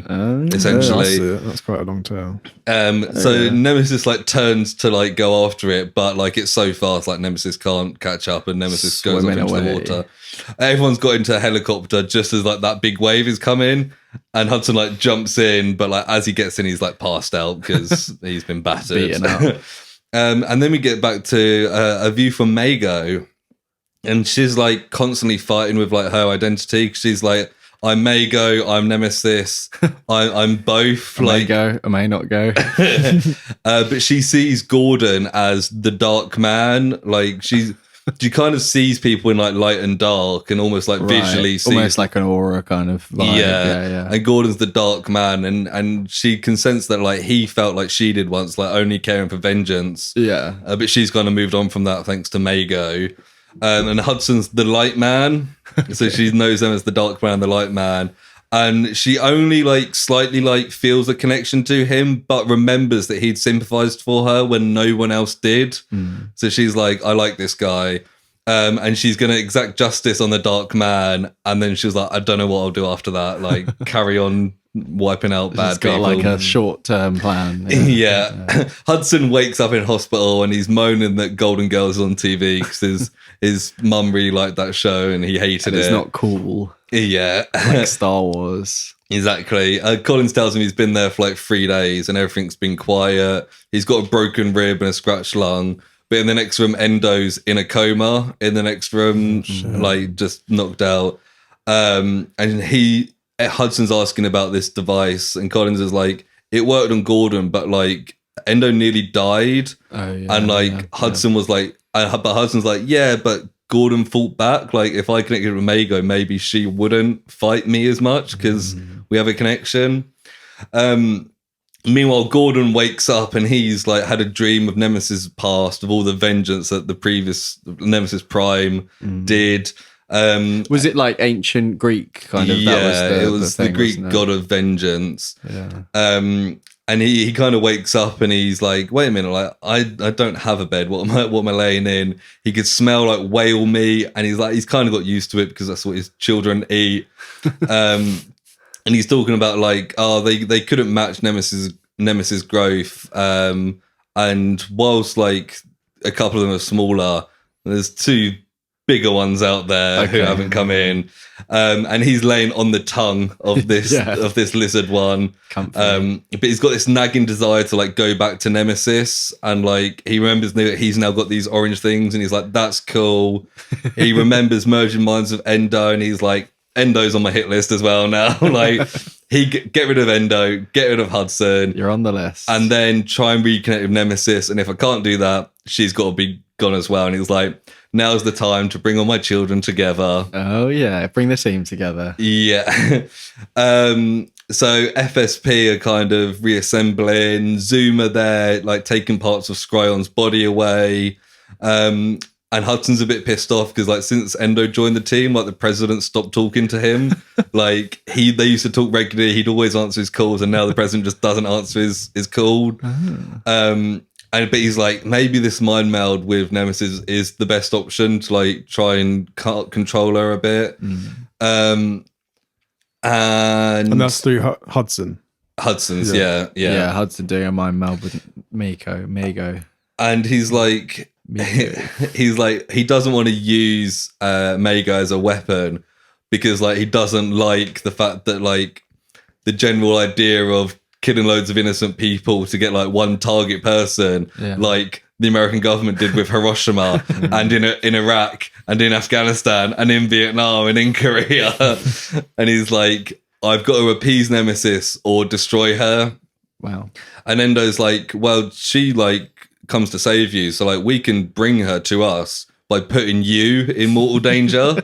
So they're like, right, let's head to Boston and try and put this plan into action. And they need to be pretty certain they can deal with the chaos. And that's the area that's all destroyed. They can like half of Boston's still just like Did you say the author was from that area, and that's why he's from like Maine, so a lot of it's like in the New England area. Classic. So like they head to Boston. Their plan to bring Nemesis to Boston was met with some backlash from the military. But they have the final say with like monster stuff, and because they've got the Zoom support with Endo, it means the White House approved it as well because he's essentially in Zoom's pocket at this point. Right. And Hudson and Endo are on top of this skyscraper, and they're like, Gordon hasn't turned up yet, so Nemesis hasn't, essentially. And Endo's like, yeah, Gordon wouldn't just appear out of nowhere. And then Hudson kind of realizes that like he was the only one that ever thought about like Gordon putting him in mortal danger. And Endo's like, it's fine. In 10 minutes, I'm going to kill you. Like, that's the mortal danger. I'm going to kill you. And then Hudson like checks his weapon's gone. His phone's got like no signal. The door to the ceiling's locked. It's just him and Endo on this building. He's like, fuck. And Hudson's like, how can we know this will work? And Endo's like, we don't know for sure, but there's 2 outcomes and they're both positive. And Hudson's like, fuck, that means either Nemesis turns up and it works, or he kills me and like Endo's happy. Yeah. Hudson has a much lesser opinion of Endo than Endo does of Hudson. So Endo just starts beating Hudson up, and like he nearly falls off the roof, and Endo like pulls him back on. He's a much better fighter. Yeah. Hudson does like start fighting back, and they kind of pin each other on the ground. Ooh. And then Endo like stabs him in the leg, and he's like, fuck, he's squeezing his leg, and Endo's like, you can't win. Endo pulls the knife out and like gets up, and then Hudson kind of has the realization that like the knife like missed an artery. Endo's like, great, if he could have killed me, he would have by now. Right. And Endo's like, yeah, like I had to try and convince you I was trying to kill you, but I didn't actually want to kill you. Well, he's a very capable person. Yeah. Endo. He knows exactly what he's doing. But as they're kind of having this realization, the building starts shaking, and Woodstock starts talking through his ear, and he's like, yeah, Nemesis is on her way here. And Hudson's like, Endo, you need to get the fuck out of here because she's coming to kill you. Did they think about that side of the plan? I think Endo's willing to sacrifice it all. He's like, I'll be fine, don't worry. I'm fine. He's probably got a parachute. And then Endo like runs, but he runs at Hudson, and he's got this like black swim cap in his pocket, and he puts it on Hudson's head, and he's like, this will boost the strength with Maigo. Endo takes off his jacket, and he's got like a parachute on his back, and he jumps off the building. Called that, David. And he's like, good luck. Nemesis arrives, and Hudson's like, oh fuck, like, was this a good idea? And Nemesis turns up, and she's all like confused, because she's like, she looks around, and you just see Hudson on the roof by himself, and he's fine. And Hudson like radios to Endo and is like, do not let her see you, because she's gonna fucking murder you. And like Nemesis is just kind of like whatever, and then Hudson goes like towards the end of the building and is like shouts Maigo, and she kind of stops and looks at him, and then Woodstock fires a rocket into the side of her head. It's not an explosion, and Nemesis like barely reacts, but the rocket grabs on to her head and starts drilling. Hudson feels like a sharp pain in his head, and then everything goes black. He wakes up and looks around, and he's on like a tiled floor. There's windows to the right, and outside is Boston. He's a bit confused. But he's like really short, and he's wearing like schoolgirl clothes, and he's got a Hello Kitty backpack. And he's like, what's going on? That's a wild night then, yeah. And then he hears a sinister male voice saying, it's okay, Maigo. And he sees like red blood pouring on the floor. And he's like, then he sees this guy, and he's like, I hate him. And he's like, it was an accident. She shot herself, and then she shot you. He's reliving the whole Maigo death thing. Maigo murder, yeah. And he's kind of like, the fuck? And he blinks, and he's him again, but it's him as a kid now. And he's like, shit, I know where I am. It's Christmas Eve, 1978. And he's like, I'm reliving a fucking nightmare. And he can hear like his parents shouting, and locks himself in his room. And then they stop shouting. He sneaks downstairs, and he hears his dad laughing at the TV, Golden Girls. And he's like, oh, the fighting must be over. And he kind of goes in, and his mum's like on the floor, like blood coming out his head. And Maigo standing next to him, like saying like, be quiet. Wow. He rushes upstairs and calls the police, and he says he never saw his father again after that. And his mum recovered, but was never the same. And he kind of then replays the memory, but it's kind of mixed with Maigo. So his father's being like, you did this. Sometimes it's tiled floor. The mother's dead. Wow. And Maigo's like, yeah, like this is, we'd done the same thing. They got a similar, shared trauma. Yeah. And then he starts getting all these images of like horrible things like murder and rape and violence. And he's realizing he's seeing like Nemesis's past, like what Nemesis could always see. And he feels like this rage, and he's like, I've got to destroy these bad people. Has a talk with Maigo, and she's like, Nemesis is great to destroy evil, but it's such a strong urge she can't stop. But now there's like something new, and he's like, and then she turns and like apologizes to him, and he realizes like she's not apologizing for Boston, she's apologizing for like what's gonna come. She's like, I can't stop, like I've got this urge. And Hudson's like, yeah, I get it, because like he can feel that urge as well. And then he wakes up, and Collins and Alessia are there, and he's like, everyone needs to like go home. The Jets have turned up and started attacking Nemesis now in Boston. And he's like, this stupid plan. He tries to cancel it, but he's still blocked from the communication. So they all get in the helicopter and missiles are firing, and they're mostly hitting her back where it's like super protective. And then he hears a message saying MOAB 2 minutes away. And he turns to Woodstock as like mother of all bombs. It's actually massive ordnance air blast. Right. And it's this big bomb that melts everything within like a mile radius. Wow. Damn. I think I've heard the MOAB before. Yeah. And they're like, we're still in this area, and they start flying away. But then Alessi's like, Endo's still down there. Oh, no. So Hudson turns to Woodstock and is like, get them out of there. And he jumps out, parachute on his back to go save Endo. And then they're like 1 minute till the MOAB's here, and he finds Endo who'd like hit a building on his way down, and he like pulls him up. And then they see these missiles that are hitting Nemesis suddenly stop, and the jets like go away, and they're like, fuck. So there's like a subway like nearby. They run and like jump in it, but they don't fall as far because it's flooded, and they're like, shit, we're now just like at the top of this subway in water. So they swim down, and as he's swimming down, this water pressure like hits him, and he tries to go for air, but he doesn't know which way's up, and then something grabs him and pulls him away. Hudson then wakes up and he's in agony, and Endo's like, you fucking drowned down there, man. Like, I had to do CPR and everything to get you back. Wow. And Endo's like, you're needed because like your connection to Nemesis, we can't let you die. And Hudson's like, we're connected because of our relationship with our father. It's like, right. Maigo can see the similarity in us. And Endo's like, we'll never be friends, but like, we respect each other now. And they both saved each other a few times. Yeah. Well, at least that one time just then. And they get out the subway and they see like everything's destroyed apart from Nemesis, because Nemesis is fine because she's super powered. The jets start firing again, and then she like spits up like a big gob of spit, but it's like bright orange. Mm-hmm. She's learned a new trick. She can now shoot her orange membrane stuff.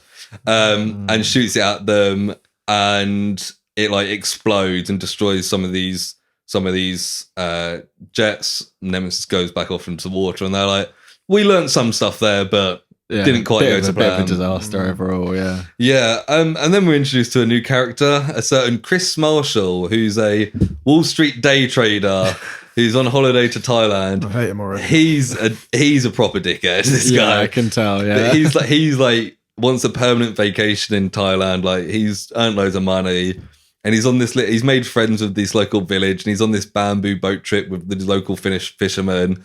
And then the boat shakes, and it's like an earthquake. And he's like, "I'm sure when it's an earthquake, you can't really tell where it's coming from."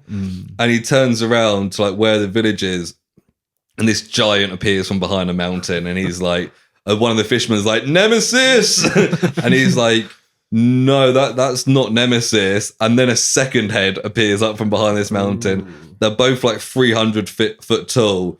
And the fishermen start going back to the village because, you know, their families and stuff there. Yeah. Chris Marshall is like, no, I'm not going that way, and kind of jumps out.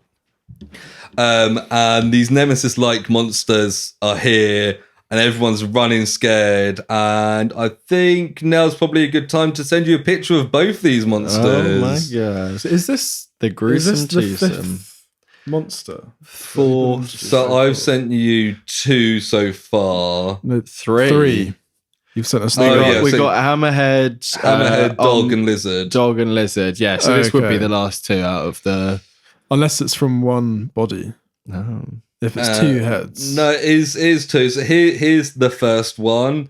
I'll let you describe that one as I get the other one ready. Okay, it's still coming. Oh, should be there now. Oh, that looks familiar. Damn. So this is described as a more Nemesis-like kaiju. Yeah, it's the one that looks most like... Yeah, like a hunched over. It's got a super long tail. It's got big tail, like the tail of the lizards. It's got almost like scorpion claws, but I think it's with a little extra bit on the top. Yeah, and then even more membranes from the looks of things, at least based on the ones we've seen so far. It's basically described as like a slightly shorter but like stockier version of Nemesis. Yeah, big spikes on the back. Yeah, and then vulnerable. It's walking along with its best friend, who is this one. Oh my god, that is like the Alpha Chad version. So just describe this one to It us. stood very upright. Yeah, It's like Yeah. the final evolution. it's almost. like a big buff man, like It's no tail like the other. Yeah. like a superhero stance. very human kind of proportions, but with like armor.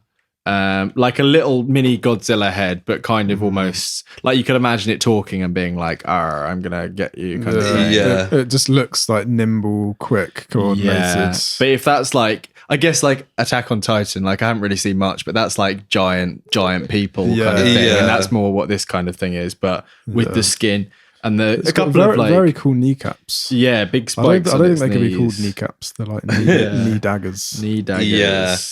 So yeah, that's described as more like human looking. This scene ends with jets attacking them in a big orange liquid thing falling and landing on this Chris Marshall, and he's burnt to death. It's fine because he's a dickhead. Fuck that guy. But yeah, so now we've got our 5 kaiju. Yeah. We've got the dog, the lizard, the hammerhead shark, the bulky nemesis, and the man. And the big man. So we're back with Hudson. He's all bitter about having to spend ages in the hospital, and he's thinking about all the different kaiju, and he starts naming them. Now that they've got, because there's now videos of these new ones this as attack well, in yeah, Thailand. okay. So he names the hammerhead one in Sydney Scylla, Scylla, like Yeah. Scylla and Charybdis. Yes, okay. So that's the hammerhead. The one that attacked Hong Kong, which is this bulkier Nemesis type one, is Karkanos.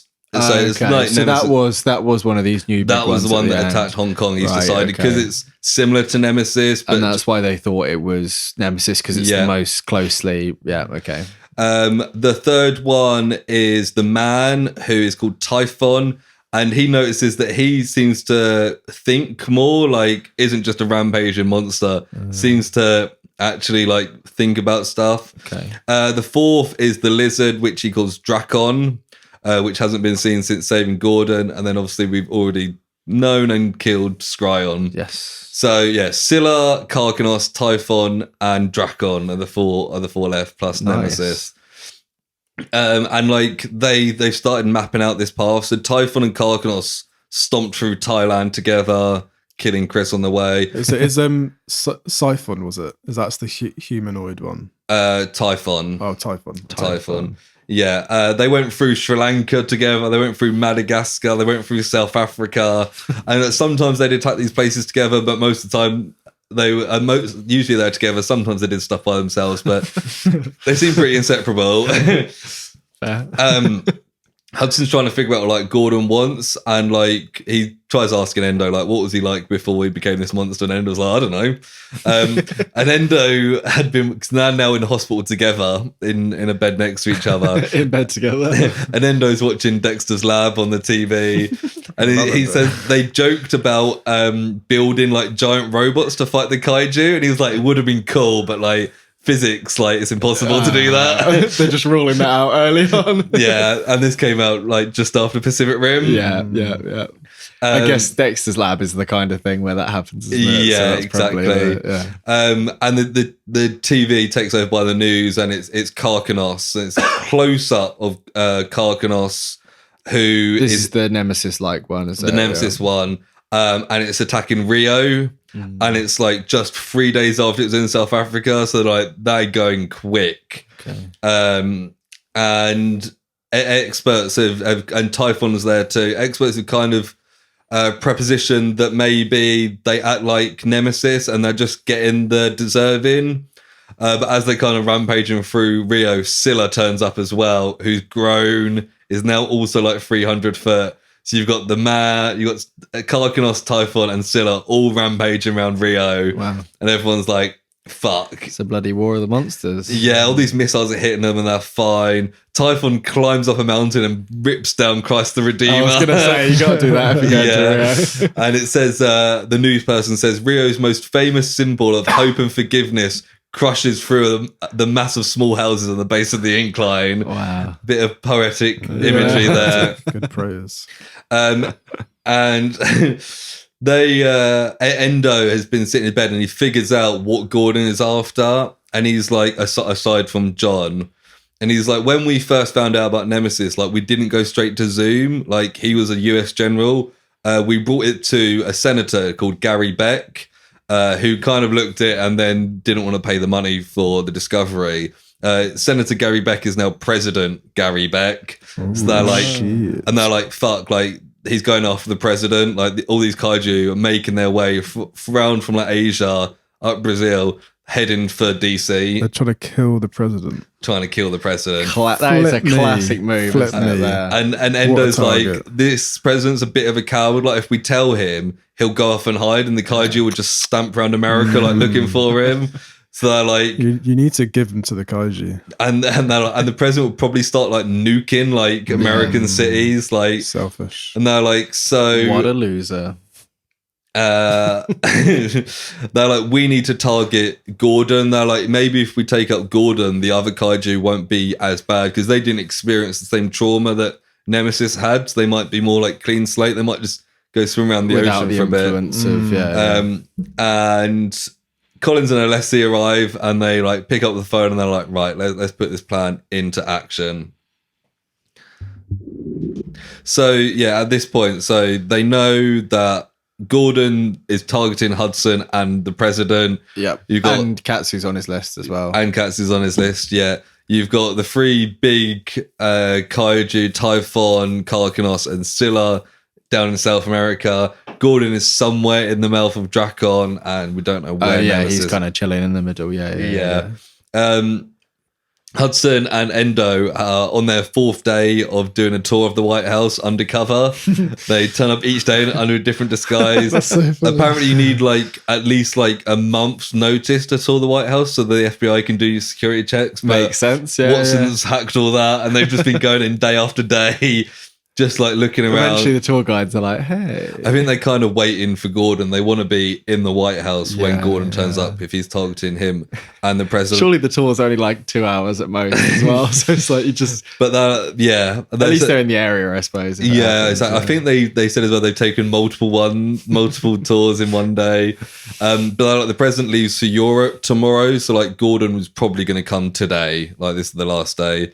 As they kind of having a secret conversation, a Secret Service guy, Agent Dunn, grabs them and he's like, "You two come with me." And it's like he's like, "Katsu Endo, John Hudson, follow us." And they're like, "Oh fuck." He's like, "We knew who you were from the moment you walked in here. We just wanted to see what you were doing." They like go down like the secret rooms under the White House, like below the West Wing, taken to like a proper interrogation room. And then he takes John's phone, and then Endo goes past him his phone and drops it. And the guy goes to pick him up, and Endo slaps him on the side of the head. He's always got a trick up his sleeve. And Endo's like, "Sit down, here's what you need to do." And the agent sits down. And meanwhile, we get to Gordon, who is in sight of Washington. He's been hanging out with his smallest child, as he says, for a while. The other three are laying on the bottom of Chesapeake Bay, just outside of DC. Wow. It's only like 50 foot deep, so they're literally just like waiting there. Oh, that's quite cool. And Gordon, he says he can sense that both Beck and Hudson are in Washington. So he's like, excellent, 2 birds, 1 stone. And he's like, after I get Hudson and Beck, I can purify the world through violence. Yeah, it seems like a weird order to do it, surely. Just mix it all into the whole thing. Yeah. But Endo, meanwhile, gets Agent Dunn to lead them through the White House. Hudson feels a bit bad for this guy because like he's just doing his job, but he's been taken over. Wait, has Endo put his thing on the... Yeah, and he slapped him. That's the slap move. That's the slap. The slap move, yeah. And they get to an office like next to where the president's eating his lunch. And Endo says he's not like actively controlling him. He's just like put the thoughts in his head that they're the good guys, and he knows that they're the good guys. Like a subtle, like a bit of a brainwashing type thing. Do they do the mention of the Jedi mind trick at all? No, they don't. But you'd think it makes sense. That would be the obvious comparison, wouldn't it? Yeah. And then Dunn like ushers them into this room where it's just President Beck, and he's like, "What the fuck are you guys doing here? Like, Dunn, why have you let them in here?" And he's like, "I don't care that Zoom like fund me. Like, you can't just wander in." And he's like, "I don't want to contain Nemesis. Like, I don't care about your plan. Like, I want to fucking bury her. I'm gonna nuke her." They're like, okay, we were right about this guy. And Beck's like, sacrifices have to be made. And Hudson's like, I'm glad you think so. And he like puts out his hand to like shake it. And Beck's like, what the fuck? And he slaps Beck around the side of the head. And he's like, sit down and shut up. And the president does. And he's like, right, you need to cancel all your appointments for the rest of the day and order dinner. So Hudson's like, right, we've got a few hours to kind of put these thoughts into the president's head now. This is like an inception, yeah. Meanwhile, we get introduced to another delightful character called Michael Spielberger, who's on a really expensive yacht date in Chesapeake Bay. He's been really close friends with this woman for like 15 years, and he wants to get out the friend zone. They often go out to the cinema or something. This time he's surprised that he's basically spent like all his money. He's been saving up for like a year for this date where he's hired a yacht and he's brought out this like delicious steak and stuff. Sounds like someone that can't take no for an answer. I was going to say, we had a scene that's something like this in the last book, if I remember correctly, but slightly more violent than maybe what's going to happen here. Whole, but like friend zone. Yeah, I'm hoping it's not the same as that one. He like pops some wine and she seems distracted, and he's cooked like her favorite meal and she's like not eating it. And he starts eating it, and then he's like, fuck you, Deb. And she's like, no, fuck you. She's like, you think you can wine and dine me and we'll fall in love as if I'm not a lesbian? And he's like, fuck's sake, I've wasted 15 years of my life on you. Get the hint, bro. I feel like he should have known that, right? Yeah, he's a fucking incel. But then the yacht kind of starts wobbling as he's kind of shouting this abuse at this woman who's been his friend for 15 years. And he nearly falls off the yacht. And when he looks up, he's looking up at Typhon. And Typhon's looking straight down at him. And Typhon picks up this yacht he's on. Deb makes the smart idea of just jumping off the side immediately. She survived. But when Michael kind of hesitates a bit, by the time he gets to the side, they're 100 feet up in the air. And he kind of pauses for a second. Then they're suddenly 200 foot. And he's like, fuck. And Typhon like lifts him above his head. And then he sees Scylla and Karkanos there as well. And Typhon throws the yacht. And as he's kind of flying through the air on this boat, he looks into a building and makes eye contact with this man standing in the window. And then what a time to make eye contact. The yacht crashes through the wall. That sounds, you can imagine that in a film, can't you? Yeah. Slow motion. Yeah, just the guy with like a coffee cup just being like, oh no. But Hudson's like talking to Collins on the phone. They hear sirens and they're like, right, it's time. They're here. The Secret Service burst into the president's office and they're like, fucking free kaiju are here in Chesapeake Bay. We need to get out of here. And Agent Dunn's there and he's like, no, the president's staying. And Beck's like, yes, I'm not leaving. And he orders everyone to get out and let Hudson and Endo do whatever they want to do to help. And Hudson, Beck head off to the roof to go find Gordon because they're like, he's going to come after us. Alessi and Collins, meanwhile, are breaking into the headquarters of Zoom, which is like 50 miles south of DC. Alessi works for Zoom, but she's loyal to Endo more than anything else. Okay. She knows all the security. They've got really high-tech security, but she knows it. She uses an EMP at one point because, of course. So they explain an EMP? No, they don't. Well, kind of, but not in as silly depth. Yeah. They go through these like hallways and go into this room. There's hundreds of these neural implants that have been controlling people. And there's 20 kaiju-sized ones. And even like Alessi's surprised if she's like, fucking hell. And Collins kind of realised that Alessi's doing this mission is like cost her a job straight away. She used her key code to get into this room. It's like, she's done. They grab two and like call Woodstock. And just as they like get out to the door, all these guards appear. They've got tasers. They shoot a taser at Collins, but she's wearing a bulletproof vest, so it doesn't affect her. So she shoots them in the chest, but they've got bulletproof vests. They kind of knock back, shoots around the other ones, and they're kind of like, whoa. So they get out. The helicopter lands on the lawn. Collins is locking the door behind her, and Alessi gets on the helicopter. A like SUV van comes around the corner and Collins does a cool like shooting the tire and it spins off and doesn't get to them. Collins jumps on the helicopter but gets shot in the back as she's doing it, bulletproof vest though, so it's fine. And then Alice is like really relieved that she's fine, and Collins is like, oh yeah, like when Endo and Hudson were like in the hospital together for like 3 weeks, they spent a lot of time together as well, so they're kind of friends at this point. She's okay, that's fun. Just dawned on her that they're friends. Meanwhile, there's loads of people evacuating the White House. Dunn brings Hudson, Endo, and Beck like tactical uniform. They each grab like different guns. Beck gets a gun as well. And Endo's like, Hudson's like, yeah, I don't think he's got much like shooting practice. And Endo's like, just tell him he's good at shooting. Like, implant it in his brain. And Hudson's like, this is getting pretty silly. Yeah. Like, yeah. They're doing the thing where they're like, yeah, the character's saying it's silly. So, yeah. Jets start flying past and shooting missiles, and they hear people screaming. And Hudson kind of has this realization that like people are already dead, like because of his plan to bring the kaiju here in DC. Like loads of people are going to die because of my plan. They probably should think these plans through a little bit more. Yeah, but they needed the president. Yeah, unaware. Yeah, I guess they can't. I guess they could have done is go a bit earlier, take him out, and put him somewhere else. Yeah, but the tanks line up on the White House lawn. And a 10-man squad form up around the president, Hudson and Endo.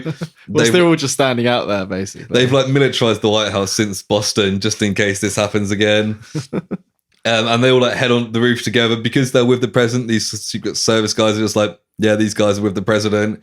And they get onto the roof and there's just like thousands of army men on the roof of the White House. Like loads of like guns and stuff have been built in. It's like a full like a trench on the top. All the army men kind of look around and they're really surprised to see the president.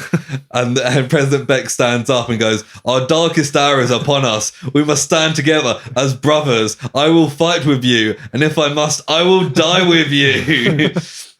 And just so even though he was like a big coward, they've kind of like accidentally made him into this like hero so president. The two thoughts, I don't know if it comes up later, but the two thoughts that he put in his head was be brave and always do the right thing.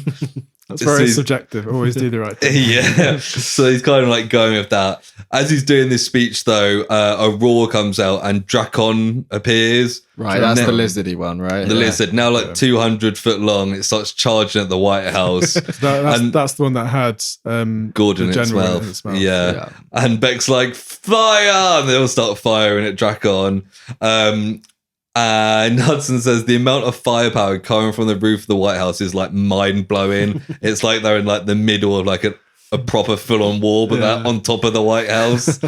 Hudson grabs Dunn and he's like, take Beck to the Presidential Emergency Operations Center. It's a bunker that's designed to like withstand a nuclear attack. He's like, take him down there. Like Gordon's here now, so he doesn't need to be on the roof. So Dunn like takes him down.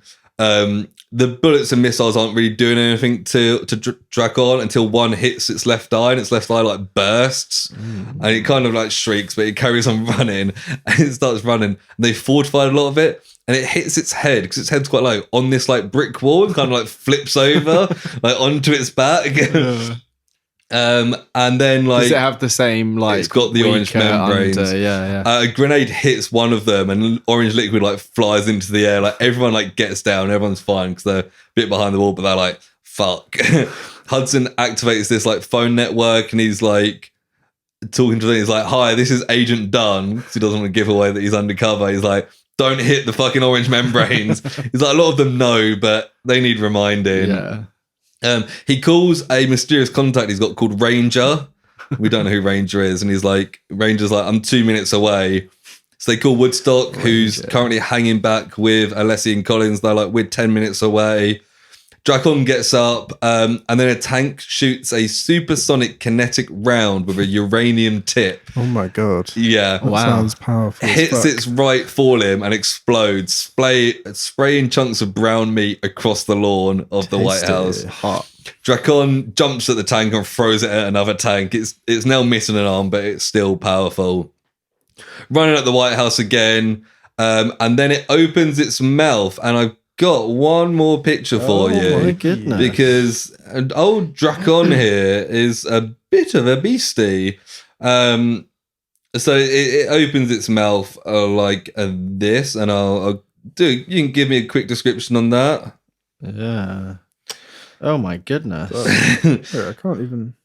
So its head has kind of split down the middle as it opens its head. Yeah. So a little bit like the alien tongue with like the 4 points to it. Yeah, so it says it opens its jaw both horizontally and more vertically. predator, actually. I'm thinking with the mandible It's kind a of very thing. malleable. So it opens like that to the has. side and up and down. So And it it's splits got- into 4 bits. It's got like a tongue that has a little double point on the end, kind of like a forked, spiky tongue thing. And as it opens its mouth, walking down this tongue is a certain General Lance Gordon. Surprise, surprise. Look who's returned. And Hudson's like, fire at Gordon, like, keep going for him. But Drakon lands on the roof and starts eating soldiers left and right. Gordon's now walking across the White House roof, and he calls for Hudson. Hudson's like shooting, but Gordon's just like walking towards him. And he's like gets closer, he tries to like shoot him, but then Gordon just picks Hudson up and lifts him up and throws him across the roof of the White House. And Hudson's like, he probably could have killed me there. Why has he not killed me? Turns out he's like toying with him. Yeah. They kind of wrestle a bit, clearly overpowered, and they fall off the roof of the White House. Of the White House. They land on Gordon, so Hudson's falls a bit softened. He's been through the wars there, hasn't he? This Hudson. Yeah, and how old is Hudson meant to be? Hudson, I think he's in like his like 30s. Okay. I want to say. Maybe I was picturing him being a little bit bit older, like maybe in his 50s early or something, 40s. He's got some like older references. Yeah. Oh well, 1978. We could probably figure it out, but I don't know when it's set. Oh yeah, That was his Christmas. So he was like a kid. He was about 9 or 10 there. So born in like 1968. So that would make him like 45 in 2014-ish, 46 maybe. Okay, yeah. So yeah, A little bit older. yeah. So this is where the big battle's about to kick off. So before we go into that, how are we thinking? Oh, the pieces are on the board, aren't they? They really are. So the 3 big boys on in the battle yet, or are they turning up? They're still lying underwater. No, they've They come popped up and grabbed the boat through the yacht. They're just starting to yes. stomp into like downtown Washington, which the White House, I don't really know the geography of Washington that I well. don't know either. There's lots of monuments, but the White House is a bit further down. So- I think it's like a mile or 2 away. So they're slowly making their way over to the White House. So the lizard's there, and he's dropped Gordon off. He's missing a leg. the lizard, Lizard's missing a leg. Gordon's doing his own thing. Gordon's going after. Dracon's Attacking just Hudson. fighting around a bit. Dracon's just like eating soldiers left and right. And Nemesis isn't anywhere to be seen at the moment. No But sign of obviously Nemesis. Hudson is in danger. So Hudson is in danger. This guy's- just around the corner. So really, if certain Maigo. Gordon was smart, it would have been knock him out or sneak up on him. Yeah, maybe, but He Gordon, wants to get Nemesis there anyway, doesn't and he? he's also So- fueled by this like vengeance. yeah, that makes sense. Wow, crazy. crazy. So they've fallen on the floor, they're rolling around a bit. Gordon gets up and he's about to attack Hudson, who's still kind of feeling a bit shit. And then huge claws cling into Gordon and knocks him down. Ooh. And Hudson turns and goes, "Just in time, Lily." The Catwoman is back. Oh shit! No way. Okay, I thought this was Nemesis. I'd completely forgotten about the Catwoman. The codename Ranger is Mark Hawkins. Apparently took some convincing to get Lily involved in this because he cares for her. Yeah. So the cat's babies were with the man, we're imagining. Is that right? Yeah. Okay. Yeah, they stayed at home with their aunt and uncle who are also in there. In the Colorado woods. And Gordon gets up and looks at Lily and he's a bit confused and he tries to grab her. I didn't know there was cat people in this world. Yeah. We didn't the first one ended with Bigfoot being real, is that right? Yeah. Gordon tries to grab Lily, but she's too quick. She's like jumping around, she's clawing at him, and like Gordon tries to go after Hudson, but like he keeps getting attacked by this Catwoman, so he's like, I need to deal with her first. Endo calls Hudson. He's like, Beck is in trouble. Hudson's like, oh yeah, I can go into his mind and see what's up. So he kind of goes into Beck's mind, and he's dragging the bloodied Agent Dunn like through the hallways of the White House by himself. Oh shit. Because he's being a bit of a hero, I guess. Yeah, and whilst he's doing that, Drakon the lizard is like clawing at the walls on the outside, like trying to get in, and they're like, oh fuck. And then he goes back, and then the ground shakes a recognizable shake. Wonder who this could be. Part of the White House explodes as a huge foot steps through it. It's Nemesis. Here we go. She's here, baby. Drakon looks at her and charges at her. And Hudson's like, it's kind of like an oversized version of Lily and Gordon with a small, nimble thing trying to attack a big monster. Except this time, we're on the side of the big monster. Nice. Woodstock calls them because they're in the helicopter, keeps an eye, and he's like, the other 3 kaiju are going to be at the White House in like 5 minutes. Drakon like jumps at Nemesis with its big jaws open, and Nemesis just kind of grabs it and she grabs the tail and starts like whacking Drakon into the ground, a bit like Loki and Hulk. The whole thing, yeah. Smash. Yeah, and Hudson's kind of remembered like how dangerous Nemesis can be, and he's like, I've like offered up the capital of the United States as a sacrifice, like I did with Alexander Tilly. And then Nemesis like pulls Drakon up and slams it down onto like a big spear like statue. And Drakon kind of arrives a bit and then just kind of goes limp, and it's like Nemesis' second kaiju kill so far. 3 remain. After get rid of the small ones, and you've got the 3 big ones. Gordon screams with pain, and Hudson's like, it might be physical, it might be mental, it might be both. Nemesis turns east and roars, and Scylla roars back, and they kind of charge at each other, stomping on people as they go. Hudson's like, go back into the White House and find Beck. He runs into him. He's got blood all over him, and the neural implant is missing. But he must have like imprinted the ideas, and Beck's like, we can't go that way. Like, it's all been destroyed. We need to find another way. And Hudson's like, he's still pretty brave, and Beck like goes off another way, still dragging Agent Dunn around with him. And he's really imprinted that. And Hudson's like, Beck, like, don't let the military attack Nemesis. Like, don't do it. And Beck's like, okay. And he runs past some like injured Secret Service people, and he's like, Beck and Dunn are heading down to the East Wing. Like, go look after him that way. Hudson gets up to the roof, and it's like empty. There's no one there anymore. He calls out for Endo, and he can't see him. And then Endo like appears behind some like debris, and he's a bit injured. And then he grabs Hudson and like pulls him to the side of the wall. And Hudson looks out at like the destroyed Washington, and he's like, I did this. And then we get Mark Hawkins. He's thinking about how he's dealt with crazy things in the past. A few years ago, he was shipwrecked on an island full of scientifically created creatures called Island 731. Okay. The name of the prequel book. I think the prequel book, the story is of Mark Hawkins landing there. He's like, there was a crocodile with tentacles there. Cool. And he was like, the worst thing there, though, was Lily's mother, who was nicknamed Kaiju. But this was before Nemesis appeared. So they're like, okay. He's running down Pennsylvania Avenue, the opposite way to all the other people are going.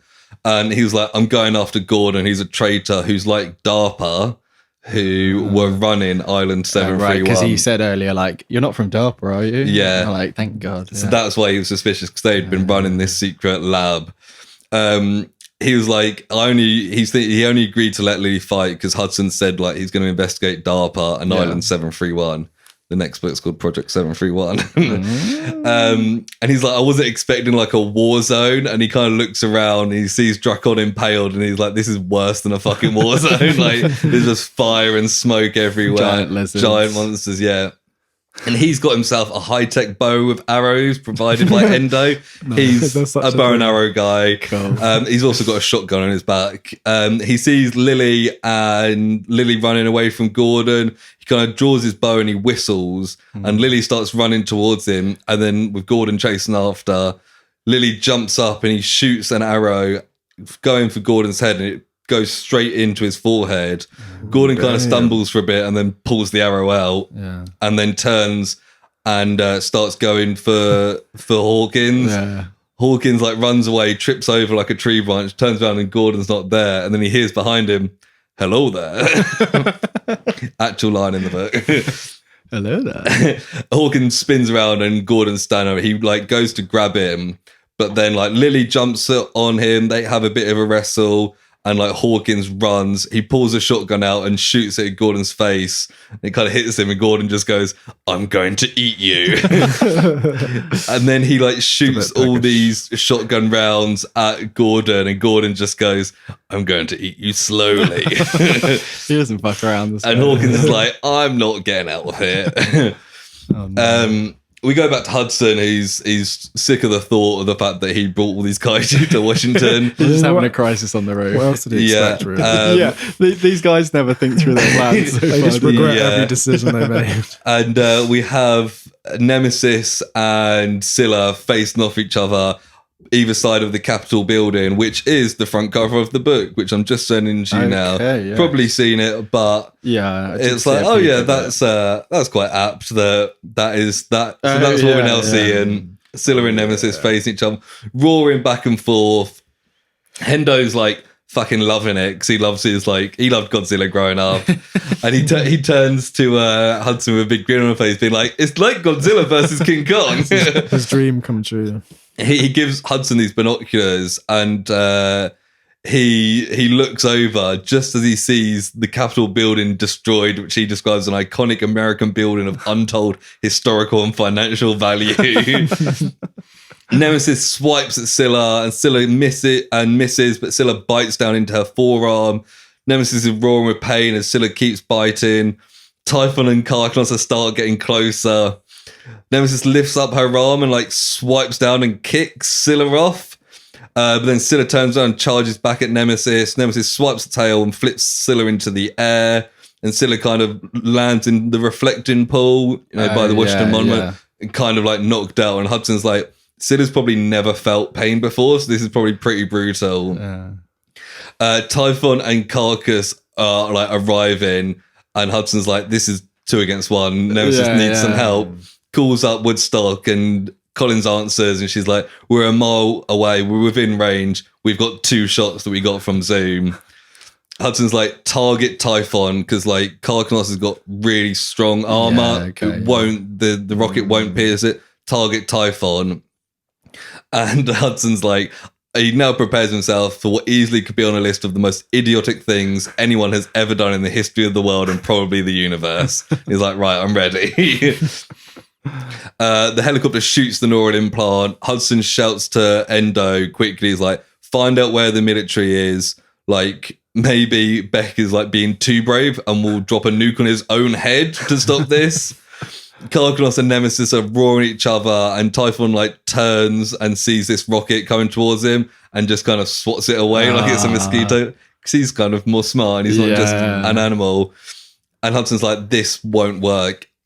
And then he thinks about Scylla. He calls Woodstock, and then he receives a call, and they just say Scylla, and he doesn't really recognize the voice. And he's like, who is this? And they go, Betty. And he's like, wait, what? The helicopter's called Betty. And he's like, wait, girlfriend Betty? And she's like, yeah, what other kind of Betty is there? And he's like, she called up FCP and Watson gave her a number. She'd seen him on TV. And he's like, I haven't got time for this. And hangs up.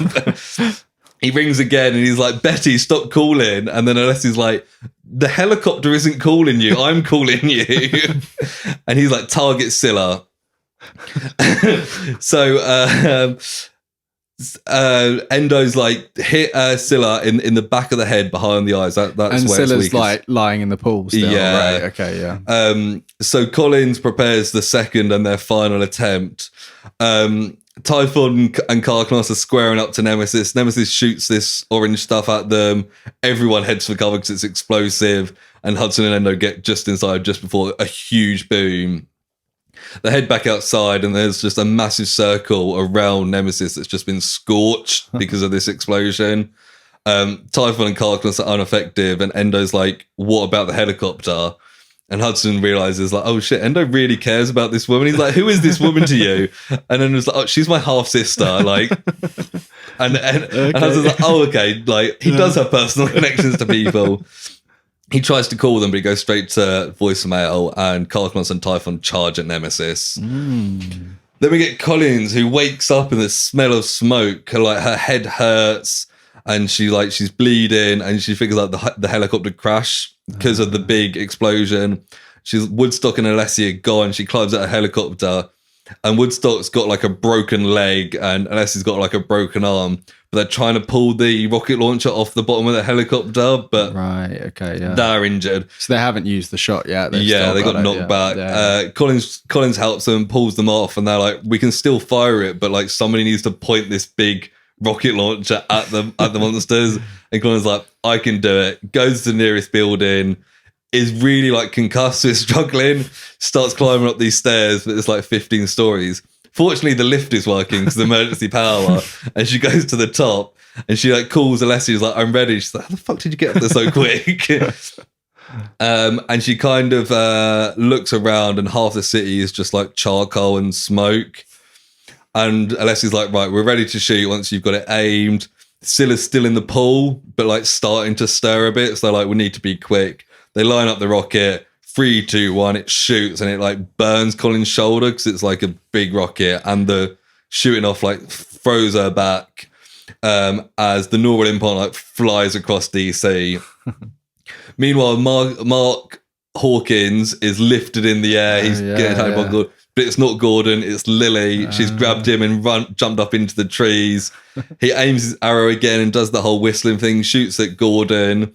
It hits Gordon in the right shoulder, but he like rips it off. It leaves a bit in there, but he like turns to Hawkins, and he's about to go, and then suddenly he turns east and sees something. Hawkins gets another couple more shots in, hits Gordon, but he barely flinches, and he's like, "What the fuck has got his attention?"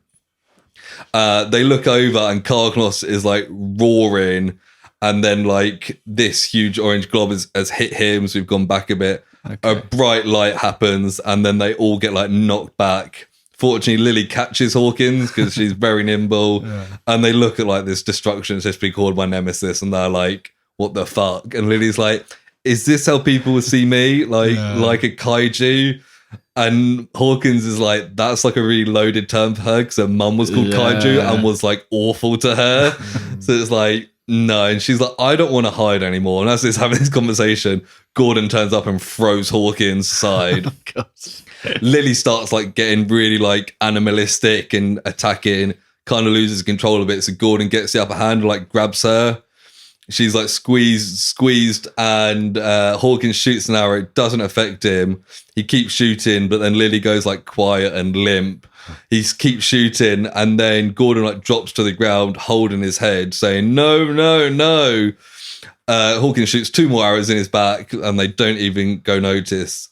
Gordon like turns to the White House and goes, "Hudson, I'm going to kill you," and runs off. I love how he's always just saying stuff. This guy. Yeah, Hawkins I'm gonna get you. puts 3 more arrows in the back of him, and then he reaches for his pocket, but his pocket's empty. And he's lost the transmitter that Endo had given him before he went on his mission. And he's like, "Well, there's not a lot we can do there." And he's just trying to like revive Lily. Meanwhile, in the big battle, Karknos charges at Nemesis, but she lowers her head because she's got those big back spikes, and Karknos charges right into the spikes. And Nemesis kind of lifts up and flips Karknos over and like smacks it onto the ground like a proper wrestling move, but like 300 foot high. Sick. The whole world like shakes. Typhon comes in, he's like to the side, goes around, like puts his claws into like the bottom of Nemesis' chin and puts his back into her back and is like pulling her. So it's like gonna pull her head off essentially. Then like jets appear. Hudson had thought they disappeared. They come back and they're like reorganized. And Hudson suddenly drops to his knees with a huge pain in his head. Endo's like shouting at him, but he can't hear him. All that there is darkness. And suddenly he's in this dark void, and there's an evil presence there. He's like, and this evil presence knows he's here. And then he hears music, a TV, a laugh track. He's in his Christmas living room again. His father's holding a gun. His mother's like on the floor dead. And he's going, "It's an accident." And then his father like shoots his mother again in front of him. Maigo's there, and she's like, "Open your present, John." The father becomes like distorted and his face stretches out like a hammerhead shark. he raises the gun towards John, and Maigo's like, open your present. He opens the gift, and the Scylla father creature screams. In this present is just like a dark red ooze, and John's like, that's a shit present, like blood. But then he remembers like whose it's from. It's like, this isn't Maigo's blood. It's not my mum's blood. This is Nemesis's blood. So he starts like drinking it in, and it's like it burns through his body, but it's not like a fiery burn. It's an angry burn, and he's like, I could destroy the universe as I could. Scylla couldn't match this. He opens his eyes, and he's the monster's still there in his living room, but it's equal parts his father, Scylla, and Alexander Tilly, Maigo's father. And then he looks down, and his arms are all scaly with claws, and he reaches out and tears this Scylla father in two. The room disappears, and suddenly he's outside again. He's a bit confused, but he's in the real world, laying on his back, and his vision's slightly different. He tries calling for Endo, but only noise comes out. He lifts his hand and sees a long mass of black skin as his arms. He's like, I'm in Scylla's body. He's like, holy fucking shit, I'm a kaiju. So this is Hudson. So Hudson's melded with... He's melded with Scylla. Damn. So it's funny, they were like, we can't have giant robots to destroy them, but we can certainly mind meld with a Fused with dead kaiju. Nice. And he's like, the hardest thing to comprehend is like the scale of everything. Like he gets up and like everything's tiny, and he's like, he froze up with like the dizziness. But that makes it worse because what he throws up is like whale meat, fish, and people. And he's like, fuck's sake. And he's like, the best way to deal with this is pretend I'm an actor in a Godzilla suit, and this is just like miniatures that I'm stomping around. And then he turns, and Typhon's still got Nemesis in his grip. He's decided as well that Typhon, aside from Nemesis of the kaiju, is the only one you can really gender, because he walks and thinks like a man. Okay. I was like, okay. Like, I can kind of get the look of it, but the most human. Thinks like a man. Yeah, and kind of that's a bit west. Carries himself like a man. I was like, okay. Okay, yeah. Like, yeah. I can see what they're saying. But, yeah.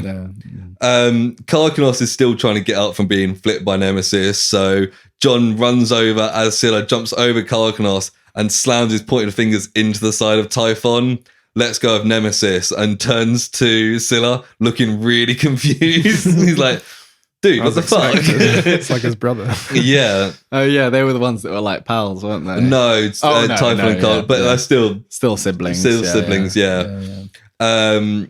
He tries to grab John as Scylla, but John's like, I'm smarter than Scylla. I can actually like think about fighting.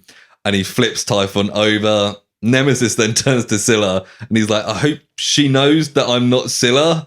Like, yeah. I'm sure. And he's like, maybe I should do something that like makes me look human, like the YMCA. Oh, really? But before he thinks about it, Nemesis like huffs and turns away to go deal with Typhon and Karkanos. Okay.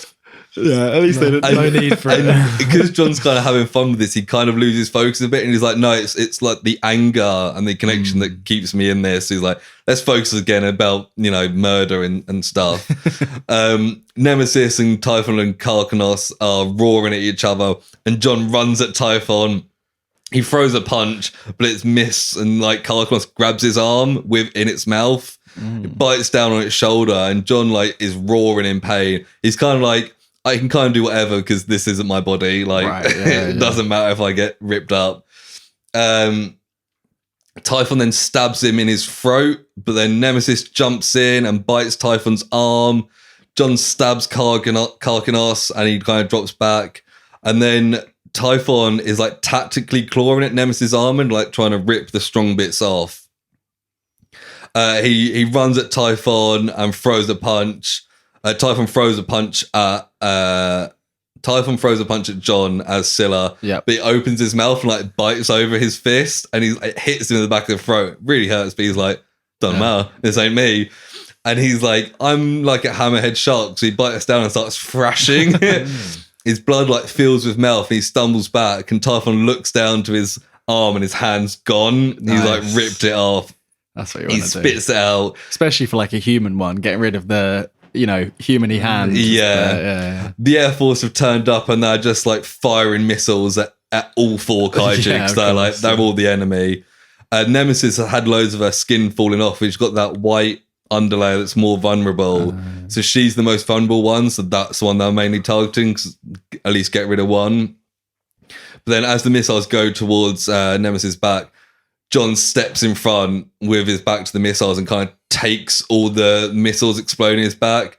Blood pours down his back, but Nemesis is protected. And Nemesis kind of looks over and he thinks like she seems to appreciate this. And then suddenly he feels a pain and he looks down and clawed fingers are going through his stomach. Kind of like that game we played, one of the Project Nightmares, which we may talk about at some point. Yeah, maybe we'll refer to that again. But he saw clears coming through his stomach and it goes back and grabs onto Scylla's spine. And he's like, Scylla is like a goner. Nemesis is going to be on his gonna be on her own. To the spine, that's it. But John's like, I need to get out of Scylla's mind before it dies because I don't know what's going to happen if Inception. But because he's still like so in so much agony and rage, he can't like disconnect partly because his spine's about to pull out. It's hard to ignore that pain. So he jumps and twists towards a Typhon. And it breaks his like spine as he like twists around and grabs Typhon's mandibles. So I didn't send you before. There's a close up of is this the Typhon's face, which although most of him looks like pretty human, his face doesn't. Okay, does it open up like the lizardy one? Not quite, but like it's got big like claws coming out and almost like squiddy a little bit, but like spiky squid bits. Yeah, that's Predator, isn't it? But with extra bits. Yeah. So John grabs these mandibles and pulls the face closer. And he bites over Typhon's head and like gets its head in his mouth. Got the big head, he's got the big head, the big mouth. Head. And he starts thrashing again as he's like dying as Scylla. Nice. Both kaiju start falling to the ground, dying. And then at that moment, John's like free from Scylla's mind and returns to his. And he's like, oh, but wait, I'm not free. Like I'm still dying. Like I'm still Scylla. And then he hears, how does it feel, Hudson?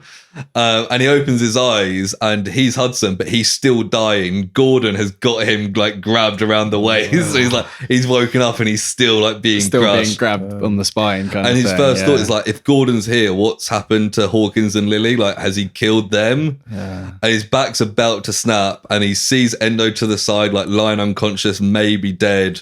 And Gordon's like, you killed my children. Keep squeezing, and then suddenly he's free and he hits the ground and Gordon's like stumbling, holding his head. He's like, what have you done? And he tries to Hudson tries calling away, but Gordon catches up, lifts him up to the edge of the roof, and they see Karknos and Nemesis, the remaining 2 kaiju, like squaring off. Missiles keep taking and Nemesis is like taking a beating because Karknos is like the biggest powerful version of Nemesis. Right, and Gordon forces Hudson to watch and he's like, the Greeks got it right. The children of the gods always usurp their parents. Nice. Karknos is like battering Nemesis. Hudson, it's like when a boxer's got their opponent pinned in the corner and they just can't get out. Karknos grabs Nemesis' forearm and pulls like the entire skin off his hand, all the armored skin. And he's like, Nemesis looks done for. She roars and grabs Karknos' head, goes to grab Karknos' head, but Karknos ducks and the blades on its back then cut Nemesis like deep in its shoulder, in her shoulder. And then all the black like skin like falls off like her back and around her arm and stuff, exposing her to this just white skin, which is very susceptible to injury. So it's just like tissue at this point. Yeah, and if you remember in the last bit when this happened is when she was all white and then could unfurl her wings and target the like sun laser. Yes. Problem is they're in like the middle of the night at this point, so she can't use that. And Hudson's like, her greatest weapon is like now her weakness. She drops to like her knees in weakness and like red blood is pouring down, which is quite symbolic because most of the other kaiju have got brown blood, but she bleeds red. Gordon's laughing. Karknos whips its tail and hits Nemesis to the side. Nemesis falls down, eyes closed, body goes limp. The Air Force are like still firing, shooting at Karknos now. And Gordon holds up Hudson, and Karkanos starts walking towards them. Karkanos is staring like Hudson straight in the eyes. It walks over, and Hudson's like, "You've won." And Gordon's like, "Yeah, but we won't be able to live peacefully, so vengeance has got to continue." And Hudson's like, "Is Karkanos the new Nemesis?" And Gordon's like, "Karkanos, I like that name." So obviously he doesn't know the code names. And he's like, "No, Karkanos is just a tool. I'm the new Nemesis." Karkanos stops like 500 foot away. And Gordon's like, "John Hudson and the rest of this miserable city, I sentence you to death by fire." Karkanos starts clinging into its own orange membranes and start pouring it down. And Hudson knows that like when the flames die down, Gordon will be the only thing left standing in Washington. It starts clawing its chest, and like rivers of orange fluid are coming down. Hudson like flinches and like closes his eyes in anticipation, and then nothing happens. Gordon shouts in anger, and he opens his eyes, and there's just a wall of white blocking his view. Sparkling diamond feathers hanging in front of them from the wings spanning 500 foot. It's Nemesis. She's got back up and she's protecting. She's here to save the day. Yeah. The explosion happens anyway. It kind of knocks them both back. But Nemesis has blocked the inferno. They look up and see like bright orange flames like flying past, like in the sky. Nemesis is taking the brunt, but is saving the city and saving Hudson. And Hudson begins to like cry with emotion, being like, "That's my girl." The fire begins to fade, and all Nemesis like diamond feathers start to fall. She falls down to like one knee, and like Hudson can smell. It's like disgusting. He's like, Nemesis has literally been cooked, like, and she's like completely black burnt on the front. She drops and falls to the ground, which reveals Karkanos standing there looking angry. But Hudson looks closer, and a straight white line has been etched in Karkanos from head to toe, right down the middle. And Karkanos starts to fall apart in two. Tons of flesh separate, and the two halves of Karkanos' body collapse. Nemesis didn't just save Hudson or Washington; she saved everyone. Hey. Gordon is pissed. He marches towards Hudson. Lily jumps in out of nowhere onto him. He's thrown back, and Lily stands up. Hawkins arrives, and Hawkins is holding the transmitter that Endo gave him. He found it, and he presses it. Hudson then notices all these bits of arrows jutting out of Gordon, and then Hawkins presses the button, and all the arrowheads explode inside of Gordon. Nice. His armor's so thick and strong, the explosions just happen inside. And he just says he just sees like flesh and blood like falling out the entry holes of the arrows. He falls, and liquids like coming out of his eyes and mouth. And he's being cooked on the inside. Yeah, because Hawkins is smart, the orange membranes on his chest are still intact, but he's well dead. Hudson thanks Lily and Hawkins, and Lily helps Hudson to the side of the roof. Endo's gone, unsurprisingly, and Hudson's kind of like, "Oh, I guess our like little bromance is over." Hudson screams Maigo at Nemesis, and Nemesis kind of looks over to Hudson, and Hudson's like, "Get out of here, like they're gonna bomb the shit out of you." And she slowly gets up and like starts walking towards like Chesapeake Bay. She stops for a moment, clinging on to the Washington Monument because she's struggling to walk. Air Force return, start firing missiles at Nemesis. Blood is pouring out her back, and she's roaring in agony. She makes it to the water under a barrage of missiles, but instead of swimming away, she just floats, and the bay just fills with red blood. Damn. Nemesis coughs twice and then stops moving, and Hudson's like, "Maigo's dead." Oh no. Collins calls, and she's like, I'm sorry. Like, she knows what Maigo means. And Hudson his main thought is that he's just relieved that Collins is okay. And that's the end. We've got an epilogue though, so one last little bit. And it's 2 months after Washington and the death of all 6 kaiju, including Nemesis. The world feels quasi-normal again. Crime is back up, and it's back to, what we'd know as the world. And Hudson's like, the human race is showing its colours again. The FCP have set up this huge training area in Maine because they've got all their funding again, proper being supported. And Lily and Hawkins are employees now who live and work in this area. And they're looking into DARPA, but it's hard because it's kind of out their jurisdiction and they're super rich. Lily's been out on a couple of missions and she's so good it kind of makes Hudson and Collins look like amateurs.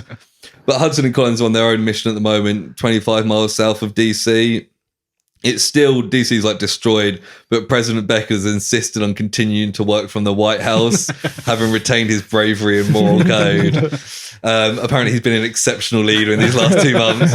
Well, that's a good side effect. And he often calls Hudson as well for advice, partly because he's been told to be brave and do the right thing. There was also a third thought that he put in his head, which was always trust John Hudson. Wow. Apparently, that's a lot of power. He doesn't just call him about like paranormal stuff. He apparently calls him about like what ties he should wear to press conference and things like fucking hell, I wish I hadn't done this now. Yeah.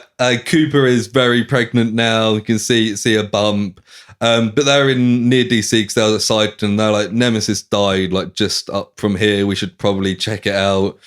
And they find this like slick grey mass like amongst like the rubble. And it looks like a giant gem, but it's like a bit fleshy and it's like too big to be a boat. Yeah. So Hudson like cuts it open and a bunch of like liquid comes out and kind of falls into the river.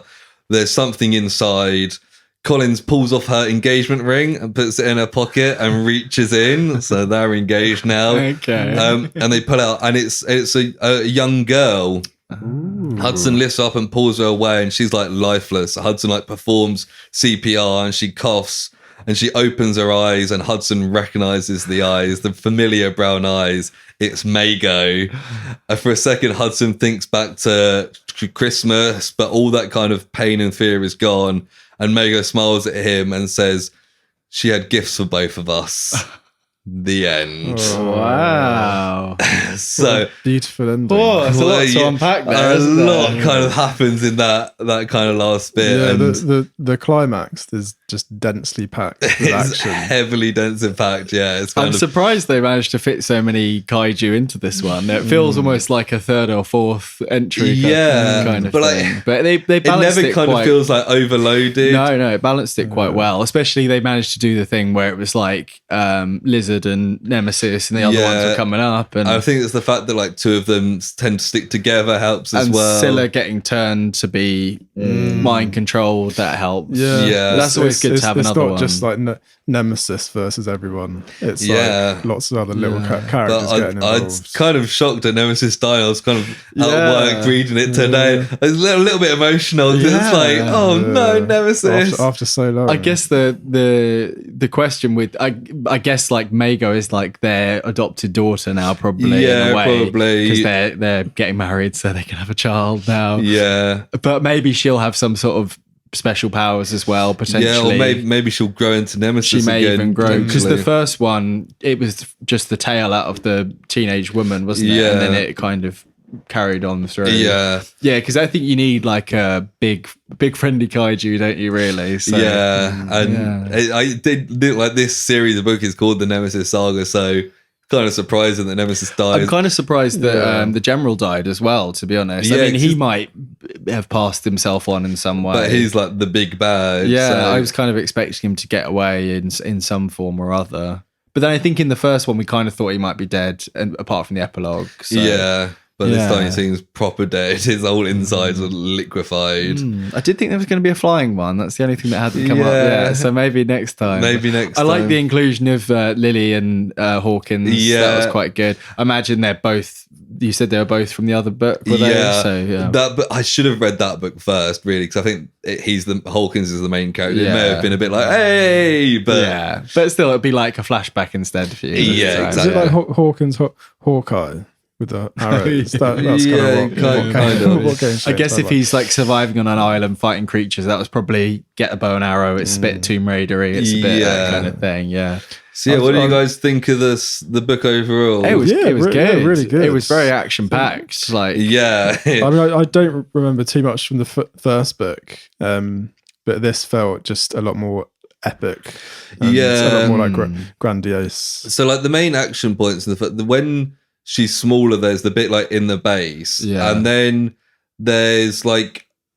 there's one city we don't really see that kind of gets destroyed. Yeah. And then I think it's 3 cities get destroyed like on her walkthrough, but Boston's like the big main one when she's at her peak. Yeah. So it's kind of even then slower. it's like the classic first Godzilla film where it's just the one walking around. Yeah, exactly. When she was smaller, there was kind of a bit of fighty stuff going on, but this was more evenly matched kind of vibes between. Yeah, and when it's like the 3 of them facing up against Nemesis, and you're like, oh fuck, shit's gonna go down.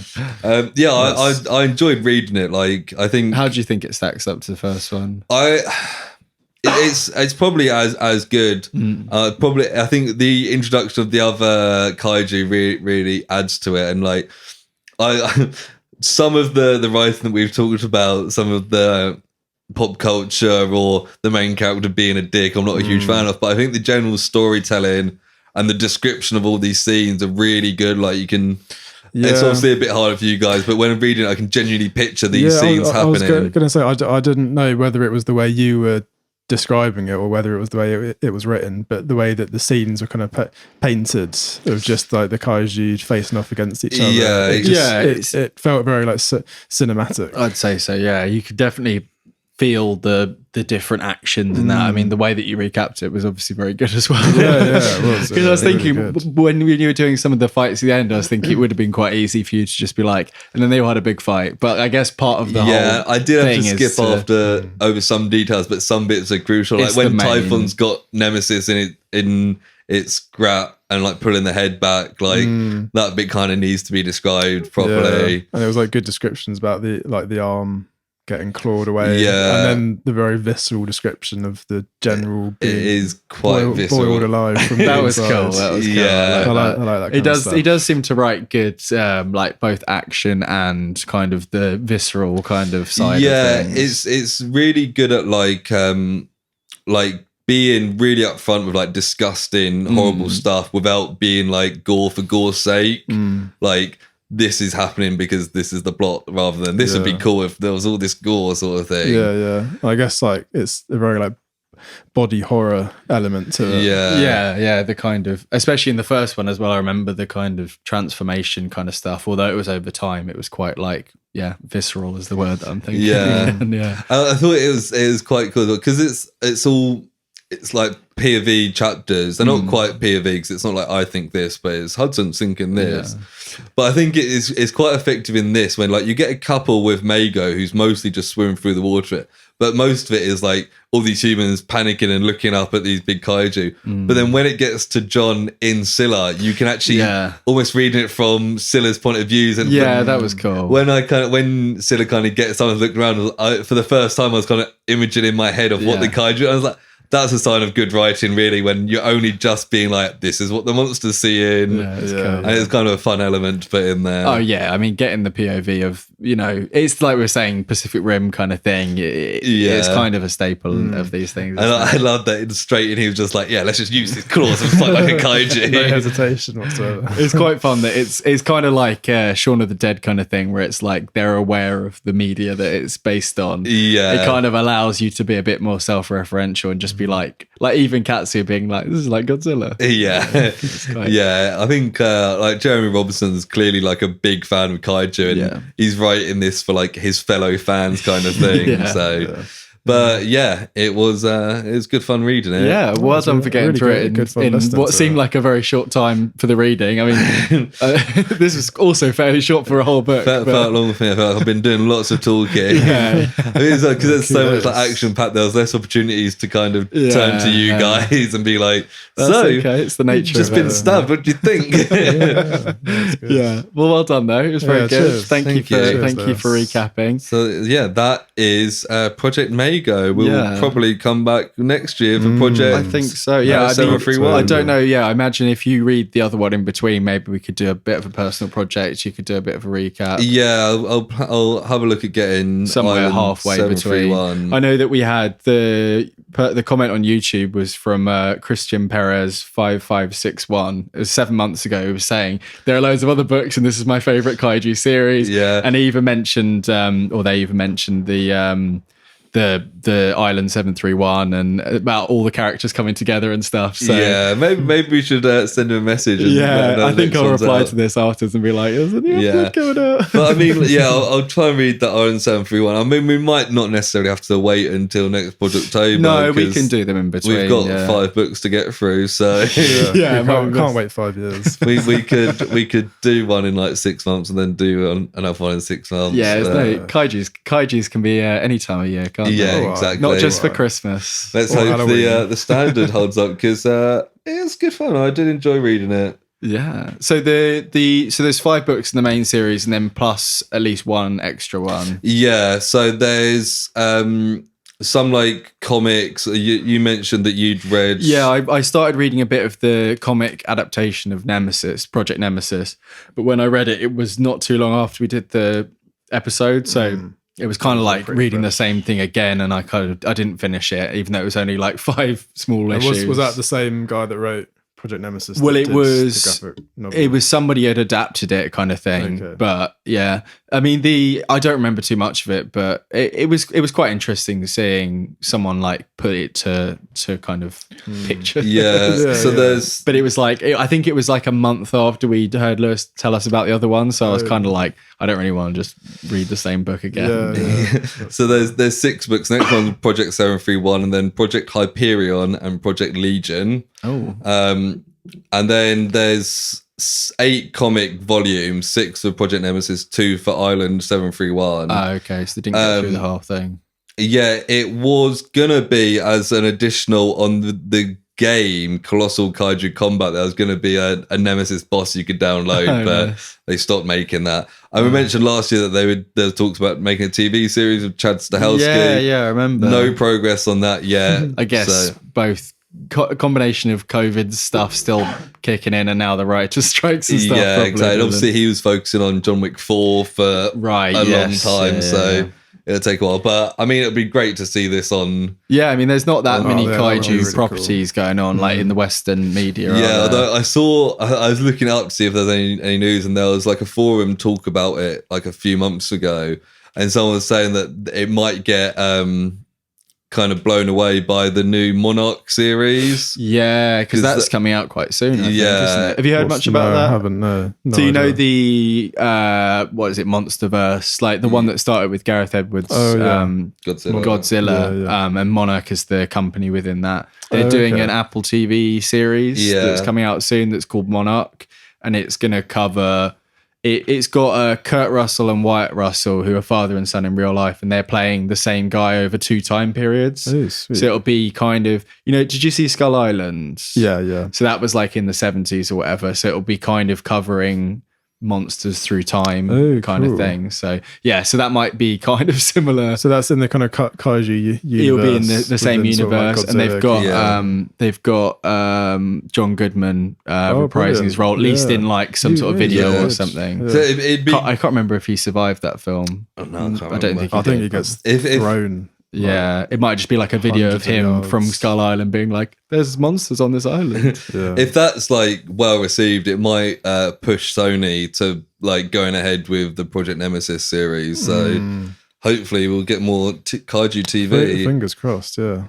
But yeah, I think that is Project Maigo, unless we've got anything else to... No. Thank you again for taking the time to both read it and tell us the story. Been literally all my free time this week has been based on this book, so it's been intense. But yeah, I guess that's the end of the main part of the show, which means it's now time for Personal Projects. This is personal projects. So, David, what have you been watching, reading, playing, or creating? I haven't really been watching that much stuff, and the stuff I have been watching hasn't been great. I'm not okay, I mean, you could do a little run through of stuff, or whatever you fancy. Bridget Jones. Oh wow! Just the first one I was watching. I think No, it was the second one actually. Okay. I don't think I've seen the first one. I don't know which bits I I've haven't seen any of them. It's such. I've seen little It's bits and such pieces. an awful film. It's so incredibly bad. Everyone in it is just incredibly annoying. Everyone is like an asshole. Everyone just cares about themselves. Yeah. And the whole. Is that one got the one you watched? Has it got It's got Hugh Grant and the other guy, Colin Firth as well. Yeah, I think the first few have those two. Yeah. I think maybe And they're in all of them. Just like the message it sends to, especially like young people, is just really bad. There's so much stuff about Bridget Jones being fat, and then she's just she has to like better herself, and then she's constantly like sucking up to all these rich like conservative assholes, and there's just this whole thing. At the end, I mean, I don't know if you're ever going to watch it, no, but it's fine. where she's in prison in like Southeast Asia, she gets like accidentally arrested, and she's in prison with all these like local women, and then she's hearing about their stories of like what they've been through, and then she's like, "Oh, my life is so good compared to these people." Wow! And then she ends up going back to this guy who's like treated her like absolute shit because like her life isn't as bad with him as these people who have been living in like abject poverty. And so she like chooses to stay with this that like is quite a lovely like that is not quite what I imagined from Bridget manipulative Jones. person. And I we were just watching it and I was just like, this is just awful. Really, really bad. I think that must be the second one. I think I've seen parts of the first one. It's because it's kind of, I don't know too much. It's slightly like the Mr. Darcy thing of Pride and Prejudice, because I think one of them is called something Darcy, and it's kind of like a semi-modern version of that. Plus, I don't know, it's that kind of thing, where they do a slight adaptation of it, and then there's a second one I don't know anything about, and there's one where she had Bridget Jones's baby. Yeah, and that's quite a recent one. I've seen a little bit of that. I haven't seen any of them. I've never had any interest in them. Yeah, I really wouldn't recommend. They're the kind of film that my mum quite likes watching, and like if she wants to watch something easy kind of thing, if it's on TV or whatever, especially, she'd be like, "Oh, this is quite nice." So I've seen like bits and pieces of them. I can't really figure out which ones. Yeah, so you wouldn't rate it very highly. No. So have you watched anything good? Star Wars Episode 3, Revenge of the Sith. Oh, nice. One of my favourite Star Wars films. Yeah, one of my favourite as well. Just the lightsaber battles in that film are just so incredibly good. The entire last 45 minutes of that film is just like incredible spectacle. Yeah, 100%. I mean, there's a lot of stuff that's wrong with the prequels, but there's just so many things that are ridiculously cool as well. Yeah, like the whole Yoda Palpatine fight at the end, Obi-Wan, Anakin. Yeah, that's classic. That was brilliant. I feel like everything from when Mace Windu goes to arrest Palpatine till the end is just like non-stop. Magnificent cinema. Yeah, some of the dialogue can be a bit wonky, but you're just in it yes. There's something just like execute order 66. And just that whole scene after that. I saw a long edit on TikTok the other week. I don't know if I sent it to you, I might have done. No, you mentioned it to me though. It came up again, I was going to send it to you, and it was like all the 66 from Revenge of the Sith, but also in all different TV shows, like the bits in Clone Wars. I saw that, not the actual video, but and bits from The Mandalorian, obviously with Grogu, and just all the different bits sliced together, and it's for all the 66 it's such a momentous cinema thing, because it's what Emperor Palpatine had been building up to, him being the senator, and just all the decisions he'd made was leading up to that. And all the clone troopers just in that instant switch. I should watch Revenge of the Sith again. So fucking I think it's been an entire 6 months since I last saw it. It's too long. I would like to. I think that's probably my favourite of the prequels. It's probably the best. It's easily the best of the prequels. I would quite like to watch. I think when I was out or away or something, I think Amy watched Phantom Menace, and then she started watching Attack of the Clones and didn't get very far through. She was like, "Do you want to watch it?" And I was like, "Not really." I know 2 people, including Christina, who have Phantom Menace as their favourite Star Wars film. Thomas. I feel who's the other?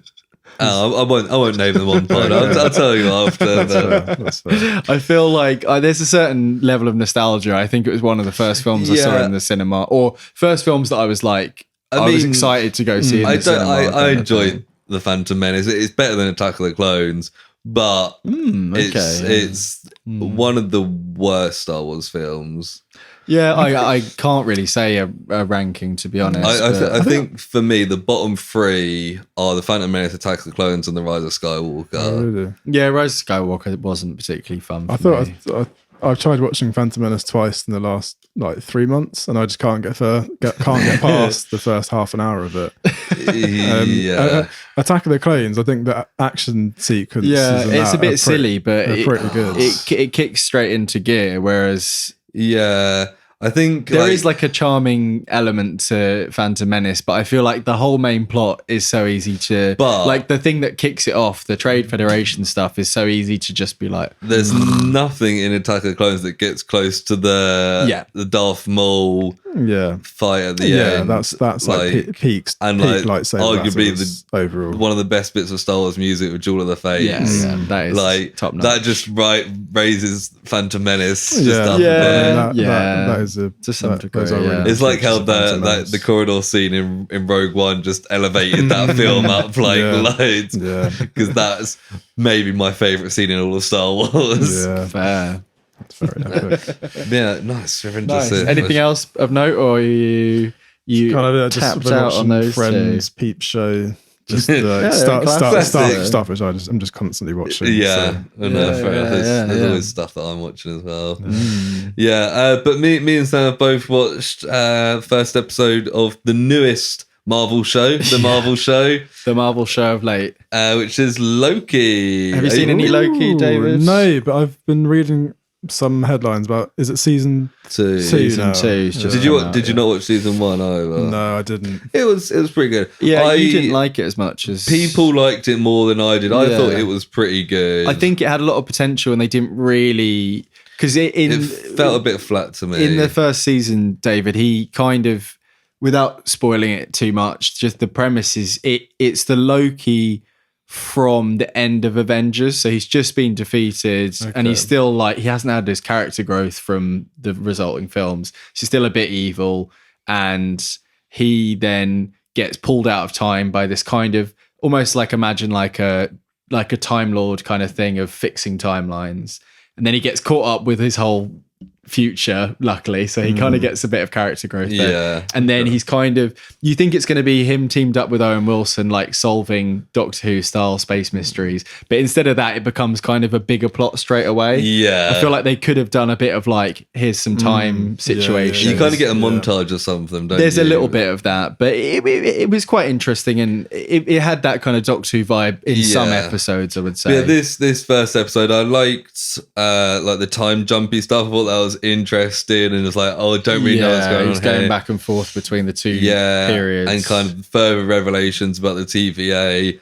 I thought Ki-Hai Kwan's character was fun. Yeah, he's very good. Yeah, it's like, what was he called? Obi or Obi? Yeah. So is it less like action oriented, more? This one was more like a kind of intrigue kind of thing. It was picking up the pieces from the end of the first one. It kind of carries straight on from season Loki 1. jumped straight from what happened, and it's a classic thing where some characters don't know what's happened, and it's kind of a bit of a catch up for us. It was quite a cool bit with Owen Wilson put on the like spacesuit thing to go out, and there was all. I didn't quite follow what was happening there. No, it was just a bit of like a spectacle thing of him going out into like a time vortex, and everything's ripping away from him, and they kept being like, "Oh, your skin's gonna peel off." And he's like, "I don't want that to happen." Owen Wilson's pretty good in it. Does he play a comedic character? Yeah, a little bit. He's kind of like a semi-bureaucratic, kind of like federal agent guy, and he kind of he's supposed to be after Loki in the first season, and they kind of buddy up kind of thing. They're a bit of an odd couple kind of thing. Okay. But he's pretty funny. I feel like he's a bit more of like a mature character than he often plays. Yeah, he's not like he's still comedic, but he's not a silly like buffoon kind of thing. He's like an actual like agent kind of guy that has comedic moments. Does he say Wow. I don't think he ever I did. don't in the think first he does. I season, feel no. like I'd remember if he did. I think there was a lot of Hopefully at some like, point. oh, is he going to say it now? And I think there was a moment where he almost says it, and it's kind of like, Wow. But I think it's a good looking first episode. The cinematography is pretty nice. There's a bit of a kind of artistic direction. Quite a lot kind of happened considering they're picking up and setting out, which is quite good because it's only 6 episodes. I like they're kind of setting up like factions within the agency as well, which Yeah. is quite cool. There's that Scottish actress who's in lots of stuff. I think she was in Game of Thrones. Game of Thrones, she was Caitlin Tully's sister. It's the moon. She fell out the moon door, right? Yeah. I don't. Yeah. David- Did you watch all of Game of Thrones? You didn't. I did watched you, David? like the first 7 episodes. But you read all the books, haven't Yeah, you? yeah, I What's Caitlin's sister called? Oh, I don't remember. It was over 10 years ago. Liza Aaron. Yeah. Oh, okay. I believe you.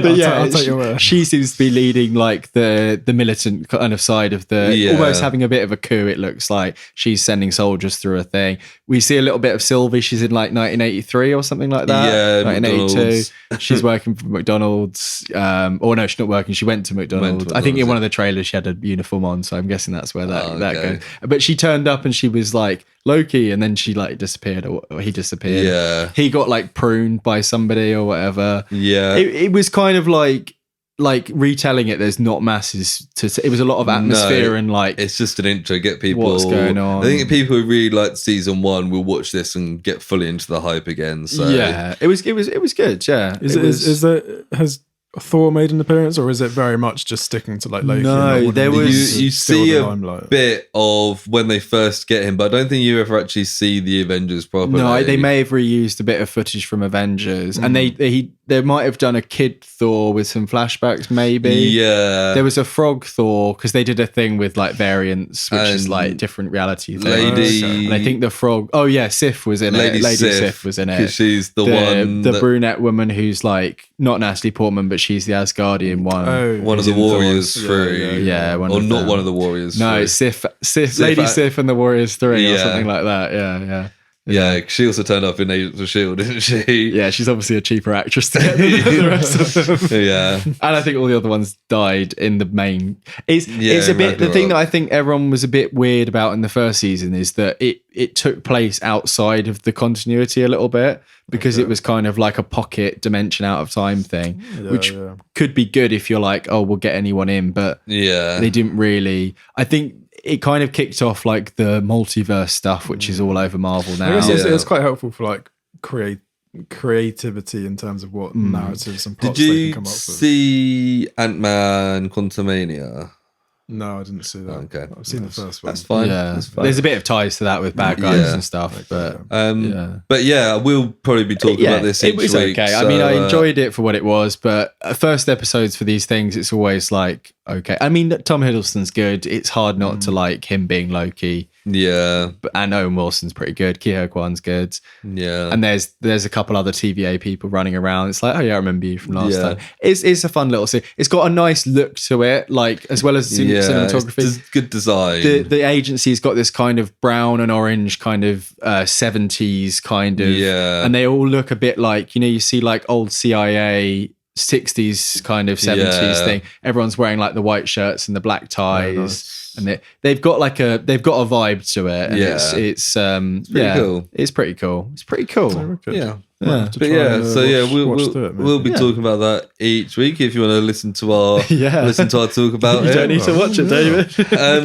But other than that, hopefully you all listened and enjoyed. There's a lot of me. Someone's just time coded straight waffling on, and hopefully you like the story. And if you did, give us 5 stars, and it will encourage us to do the next one and get our good friend David back on for the next episode. Get me back. Maybe we'll do something outside of this saga, so it's not just you sitting and listening to me we can for get 2 a bit more hours. of a conversational one for David next time. It's been good. But if you like this series and want to talk to us about these first 2 books, maybe don't go beyond that because spoilers, you can get in contact with us, can't you, Sam? Yes, you can. So you can send us an email at theprojectpod@gmail.com, or if you want to find our social medias, you can find them in the link tree in the episode description. Yeah. I'm getting up to date on the YouTube videos, so if you're watching on YouTube, well, if you're watching this on YouTube, I'll be up to date with this part. But if you listen on Spotify, but you also like going on YouTube, you'll find we're almost up to date.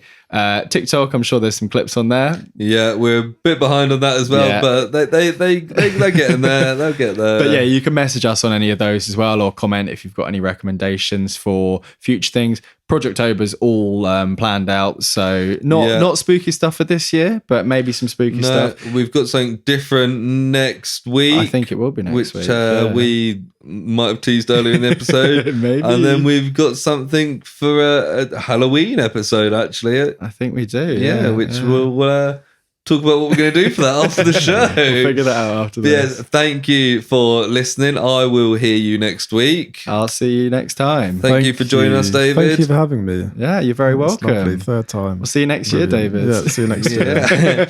Bye. Bye. Bye.